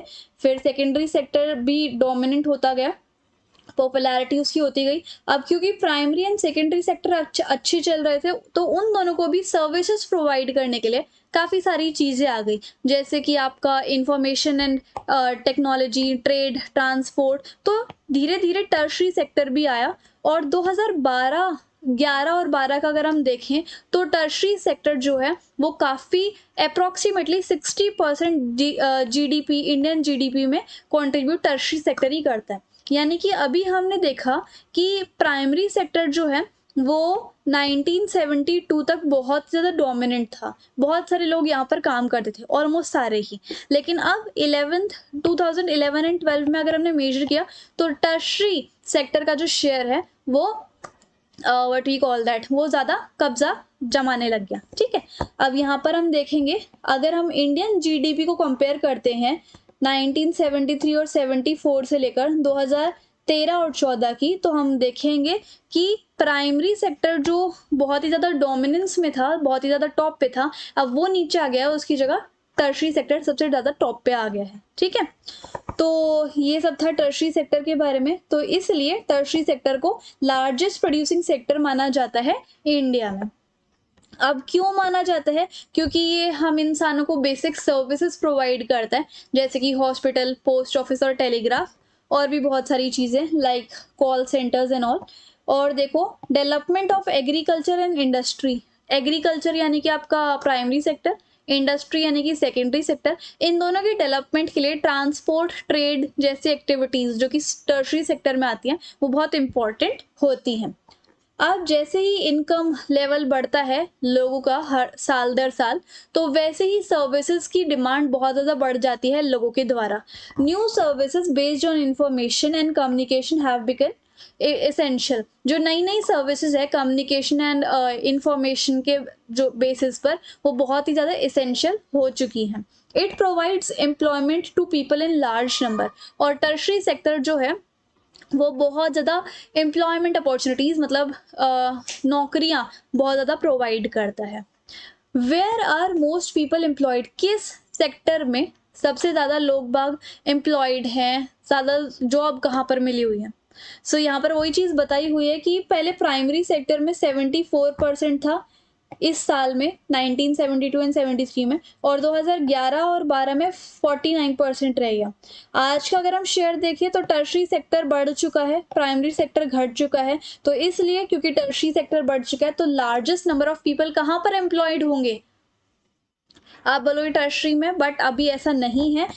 तो अभी भी हाफ से ज़्यादा पॉपुलेशन जो है वो प्राइमरी सेक्टर में ही एंगेज्ड है। ठीक है, इट सिंपली शोज कि डिसगाइज्ड अनएम्प्लॉयमेंट है प्राइमरी सेक्टर में। अब आप बोलोगे कि ये डिसगाइज्ड अनएम्प्लॉयमेंट कैसी होती है? अनएम्प्लॉयमेंट का मतलब हमें पता है, बेरोजगारी। दो टाइप की बेरोजगारी होती है, एक अंडर एम्प्लॉयमेंट या फिर डिसगाइज्ड एम्प्लॉयमेंट, और एक होती है सीजनल अनएम्प्लॉयमेंट। पहले हम देख लेते हैं कि अंडर एम्प्लॉयमेंट या फिर डिसगाइज्ड एम्प्लॉयमेंट कैसी होती है। एक ऐसी सिचुएशन जहाँ पर लोगों की ज़रूरत इतनी है लेकिन काम इतने कर रहे हैं, मतलब जिस जगह पर 5 इंसानों की ज़रूरत है वहाँ पर 15 काम कर रहे हैं, फिर वहाँ पर 10 इंसान काम कर रहे हैं, तो उस चीज़ को हम क्या कहते हैं? अंडर एम्प्लॉयमेंट या फिर डिसगाइज्ड एम्प्लॉयमेंट। और यही चीज़ हमें प्राइमरी सेक्टर में देखने को मिलती है, तो इसलिए प्राइमरी सेक्टर में ही ज़्यादा लोगों की एम्प्लॉयमेंट लगी हुई है। ठीक है, बट दैट इज डिसगाइज्ड या फिर अंडर एम्प्लॉयमेंट। और उसके बाद सीजनल कौन सी होती है कि लोगों को सिर्फ काम जो है सीजन में मिलता है, बाकी पूरे साल वो अनएम्प्लॉयमेंट रहते हैं। ठीक है, सो जैसे कि फार्मर्स जो हैं वो राबी सीजन के लिए उन्होंने क्रॉप्स उगाई, तो राबी सीजन के बाद जो सीजन आएगा उसमें वो खाली बैठे रहेंगे, है ना, rest of the season. So that is seasonal unemployment. ठीक है, अब हम ज़्यादा से ज़्यादा नौकरियां या फिर एम्प्लॉयमेंट कैसे क्रिएट कर सकते हैं? शॉर्ट टर्म के लिए अगर हमें नौकरी चाहिए तो एमजी नरेगा एक स्कीम है, 2005 में स्टार्ट हुई थी, तो वो स्टार्ट कर सकते हैं। और 1/3 एम्प्लॉयमेंट जो है वुमेन के लिए रिजर्व करनी चाहिए। लॉन्ग टर्म अगर हमें नौकरियां बांटनी है तो हमें ज़्यादा से ज़्यादा हॉस्पिटल्स खोलने चाहिए, ताकि जितने भी लोग हैं उनकी नौकरी हॉस्पिटल्स में लग सके। स्कूल्स एंड कॉलेजेस खोलने चाहिए, ताकि वहाँ पे जो टीचर्स की कमी है वो सब गांव के लोग जो है वो वहाँ पर कर सकें, या फिर अर्बन एरियाज़ के लोग जॉब कर सकें। इंडस्ट्री सेटअप कर सकें हम रूरल एरियाज़ में, ताकि वहाँ पर लोग काम कर सकें। और उसके बाद क्रेडिट वगैरह देने चाहिए, मतलब लोन्स प्रोवाइड करने चाहिए लोगों को, ताकि वो खुद का बिजनेस स्टार्ट करें। और एग्रीकल्चर फैसिलिटीज़ भी प्रोवाइड करनी चाहिए, ताकि जिन लोगों को खेती बाड़ी में रहना है तो खेती बाड़ी में ही रहे। ठीक है, बात करते हैं एमजी नरेगा 2005 की स्कीम कौन सी है। पहले तो इसकी फुल फॉर्म देखो, Mahatma Gandhi National Rural Employment Guarantee Act. बचपन से पढ़ते आ रहे हैं। इसमें क्या होता है, जो लोग सक्षम हैं और जिनको काम की ज़रूरत है रूरल एरियाज़ में, उनको 100 दिनों तक नौकरी मिलेगी एक साल में गवर्नमेंट के द्वारा। ठीक है, अगर गवर्नमेंट इस चीज़ में फेल हो जाती है तो उनको अनएम्प्लॉयमेंट अलाउंस मिल जाता है, मतलब कि वो कुछ चीज़ खरीद सकते हैं बिना पैसे के। तो इस तरीके से, क्योंकि हमारे पास एक हक है, राइट टू वर्क, तो इस हक के कारण गवर्नमेंट हमें ये स्कीम देती है। और इसके मेन फीचर्स यही है कि ये गारंटी देती है 100 दिनों की नौकरी, और इसके अंदर 625 डिस्ट्रिक्ट्स पूरी कंट्री के ऐड हैं, और ये राइट टू वर्क को सपोर्ट करते हैं। और अगर गवर्नमेंट फेल हो जाती है प्रोवाइड करने में नौकरी, तो अनएम्प्लॉयमेंट अलाउंस जो है लोगों को दे दिया जाता है। नेक्स्ट देखो, various ways to provide employment opportunity in rural areas. गांव के एरिया में एम्प्लॉयमेंट अपॉर्चुनिटी हम कैसे प्रोवाइड कर सकते हैं? तो छोटे छोटे फार्मर्स को लोन प्रोवाइड करना, ठीक है, कल्टीवेशन इरिगेशन के लिए, डैम्स एंड कैनाल्स को कंस्ट्रक्ट करना ताकि बहुत सारी नौकरी लग जाए, लोग रोड बनाने में लोगों को लगाया जाए, एम्प्लॉयमेंट अपॉर्चुनिटी दी जाए, स्कूल्स ज़्यादा से ज़्यादा ओपन करने के लिए और हॉस्पिटल्स ओपन करने के लिए। एग्रीकल्चर सेक्टर में आप कैसे ज़्यादा नौकरी प्रोवाइड कर सकते हो? लोन्स प्रोवाइड करके, डैम्स बना के, सीड एंड फर्टिलाइजर को आप सब्सिडी देके स्टोरेज फैसिलिटी प्रोवाइड कर सकते हो, और ट्रांसपोर्ट फैसिलिटी को बढ़ा सकते हो। नेक्स्ट इज, अब कभी कभी हम, जैसे अभी हमने पढ़ा है कि इकोनॉमी के 3 सेक्टर्स होते हैं, प्राइमरी, सेकेंडरी और टर्शरी। और भी सेक्टर्स होते हैं, जैसे कि किस हिसाब से लोग बाग काम कर रहे हैं और किस हिसाब से लोग बागों की नौकरी लगी हुई है, उस हिसाब से इकोनॉमी के 2 सेक्टर्स होते हैं, एक ऑर्गेनाइज्ड और एक अनऑर्गेनाइज्ड। सबसे पहले हम पढ़ेंगे ऑर्गेनाइज सेक्टर के बारे में। ऑर्गेनाइज सेक्टर में वो सारे एंटरप्राइज या फिर ऑर्गेनाइजेशन या फिर वो सारी काम की जगहें आ जाती हैं जहाँ पर employment, where the terms of employment are regular, जहाँ पर एम्प्लॉयमेंट की जो अपॉर्चुनिटीज़ हैं, जॉब्स की जो अपॉर्चुनिटीज़ है वो रेगुलर होती हैं, लोगों को पक्के तरीके से काम मिला होता है, पक्के तरीके से उनकी नौकरी लगी होती है, और ये बहुत ऑर्गेनाइज्ड नौकरी होती है क्योंकि ये फॉर्मल तरीके से लगी होती है। जिस भी जगह आप काम करोगे ऑर्गेनाइज सेक्टर में, वो गवर्नमेंट के द्वारा रजिस्टर किया होगा, सारे रूल्स एंड रेगुलेशन फॉलो होंगे, जैसे कि minimum wages act, labour laws, factory act etcetera. लेकिन अनऑर्गेनाइज सेक्टर में बिल्कुल उल्टा है, ना तो ये सेक्टर में जितने भी आपके ऑफिसेज होते हैं या फिर ऑर्गेनाइजेशंस होते हैं, गवर्नमेंट से वो रजिस्टर नहीं होते, और ये छोटे छोटे स्कैटर्ड यूनिट्स में ये सेक्टर्स फैले हुए हैं, और गवर्नमेंट के कंट्रोल और इंटरफेरेंस से ये बाहर होता है। यहाँ पर वर्कर्स को बहुत कम सैलरी मिलती है, ओवर टाइम करना पड़ता है, और हॉलीडेज के लिए उनकी सैलरी भी कटती है, ठीक है। तो इसके बीच में आप डिफरेंस बिटवीन भी बता सकते हो। जैसे ऑर्गेनाइज सेक्टर में फिक्स्ड वर्किंग आवर होते हैं, यहाँ पर नहीं होते। फिक्स्ड मिनिमम वेजेस होती हैं, यहाँ पर वेजेस बहुत कम मिलती हैं। सिक्योर्ड होती है जॉब, यहाँ पर सिक्योर्ड नहीं होती। वर्किंग आवर्स होते हैं इंजॉयबल, यहाँ पर वर्किंग आवर्स की कोई कंडीशन नहीं है। बहुत सारी फैसिलिटी होती है, जैसे मेडिकल, पेंशन वगैरह, यहाँ पर कोई फैसिलिटी नहीं होती। तो आप ऐसे ऐसे करके बता सकते हो कि क्या डिफरेंस है। सो अनऑर्गेनाइज सेक्टर आपने देखा कि वहाँ पे वर्कर्स की क्या हालत होती है, तो कैसे हम उनको बचा सकते हैं। तो अगर एम्प्लॉयर जो है वो रिफ्यूज़ कर दे कि मैं कोई लॉ वॉ नहीं मानने वाले, तो मैं ओवर टाइम करना पड़ेगा, तो मैं सैलरी भी कम मिलेगी, तो इसलिए उन वर्कर्स को उनकी प्रोटेक्शन करना बहुत ज़्यादा इम्पॉर्टेंट है। वर्कर्स को फेयर वेजेस प्रोवाइड नहीं की जाती, ठीक है, फेयर वेजेस प्रोवाइड नहीं की जाती, और उनको प्रोटेक्शन भी मिलती है, ठीक है। सो फेयर वेजेस भी नहीं मिलती एंड प्रोटेक्शन भी मिलती है। जॉब जो है वो सिक्योर्ड नहीं होती, ठीक है, जॉब्स जो है वो सिक्योर्ड नहीं होती, इसलिए उनको प्रोटेक्शन चाहिए होती है। वर्कर्स को कोई और बेनिफिट भी नहीं मिलता, जैसे कि PF, provident fund, paid leaves और मेडिकल बेनिफिट, और कोई पेंशन भी नहीं मिलती रिटायरमेंट से, इसलिए उनको प्रोटेक्शन चाहिए होती है। लेकिन प्रोटेक्ट करे कैसे उनको? तो बहुत सारे ग्रुप्स बने होते हैं ऐसे लोगों के, ताकि उनको अनऑर्गेनाइज सेक्टर से प्रोटेक्शन मिल सके, तो उन्हें उन ग्रुप में ऐड हो जाना चाहिए। रूरल एरियाज में फार्मर्स को सपोर्ट करना चाहिए ताकि उनको टाइम टू टाइम सीड्स मिल जाएं, एग्रीकल्चर इनपुट्स क्रेडिट मतलब लोन वगैरह और स्टोरेज फैसिलिटी मिल जाए। अर्बन एरियाज में स्मॉल स्केल इंडस्ट्रीज को प्रोटेक्ट किया जाता है with the help of government support, ताकि वो गवर्नमेंट उनको रॉ मटेरियल्स, मार्केटिंग वगैरह की सुविधाएं दें, और प्रोटेक्शन और सपोर्ट किया जाता है फार्मर्स को और वर्कर्स को, क्योंकि ये हमारी इकोनॉमी के लिए और सोशल डेवलपमेंट के लिए बहुत ज़्यादा ज़रूरी है। अब ऐसे ही ओनरशिप के आधार पे भी 2 सेक्टर्स होते हैं, एक प्राइवेट सेक्टर और एक पब्लिक सेक्टर, ठीक है।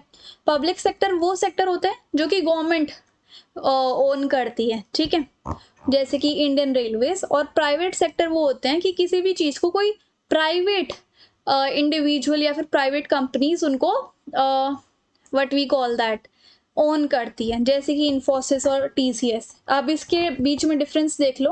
मेन एम क्या है पब्लिक सेक्टर का, कि लोगों की भलाई करना, प्राइवेट का है कि प्रॉफिट कमाना। पब्लिक को कौन कंट्रोल करता है? गवर्नमेंट, और प्राइवेट को कोई एक इंडिविजुअल या फिर ग्रुप ऑफ इंडिविजुअल। बहुत सारी फैसिलिटीज गवर्नमेंट प्रोवाइड करती है और यहाँ पर इंडिविजुअल या फिर group of individuals facilities provide करते हैं।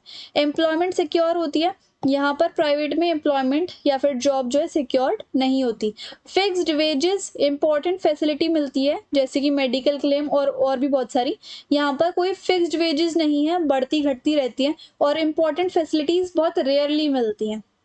और जो ये सेक्टर्स हैं इसके अंदर बहुत सारी बेसिक फैसिलिटीज़ भी होती हैं, जैसे कि एजुकेशन पे फोकस किया जाता है, health, food security of people, जैसे कि BSNL, post office and so on.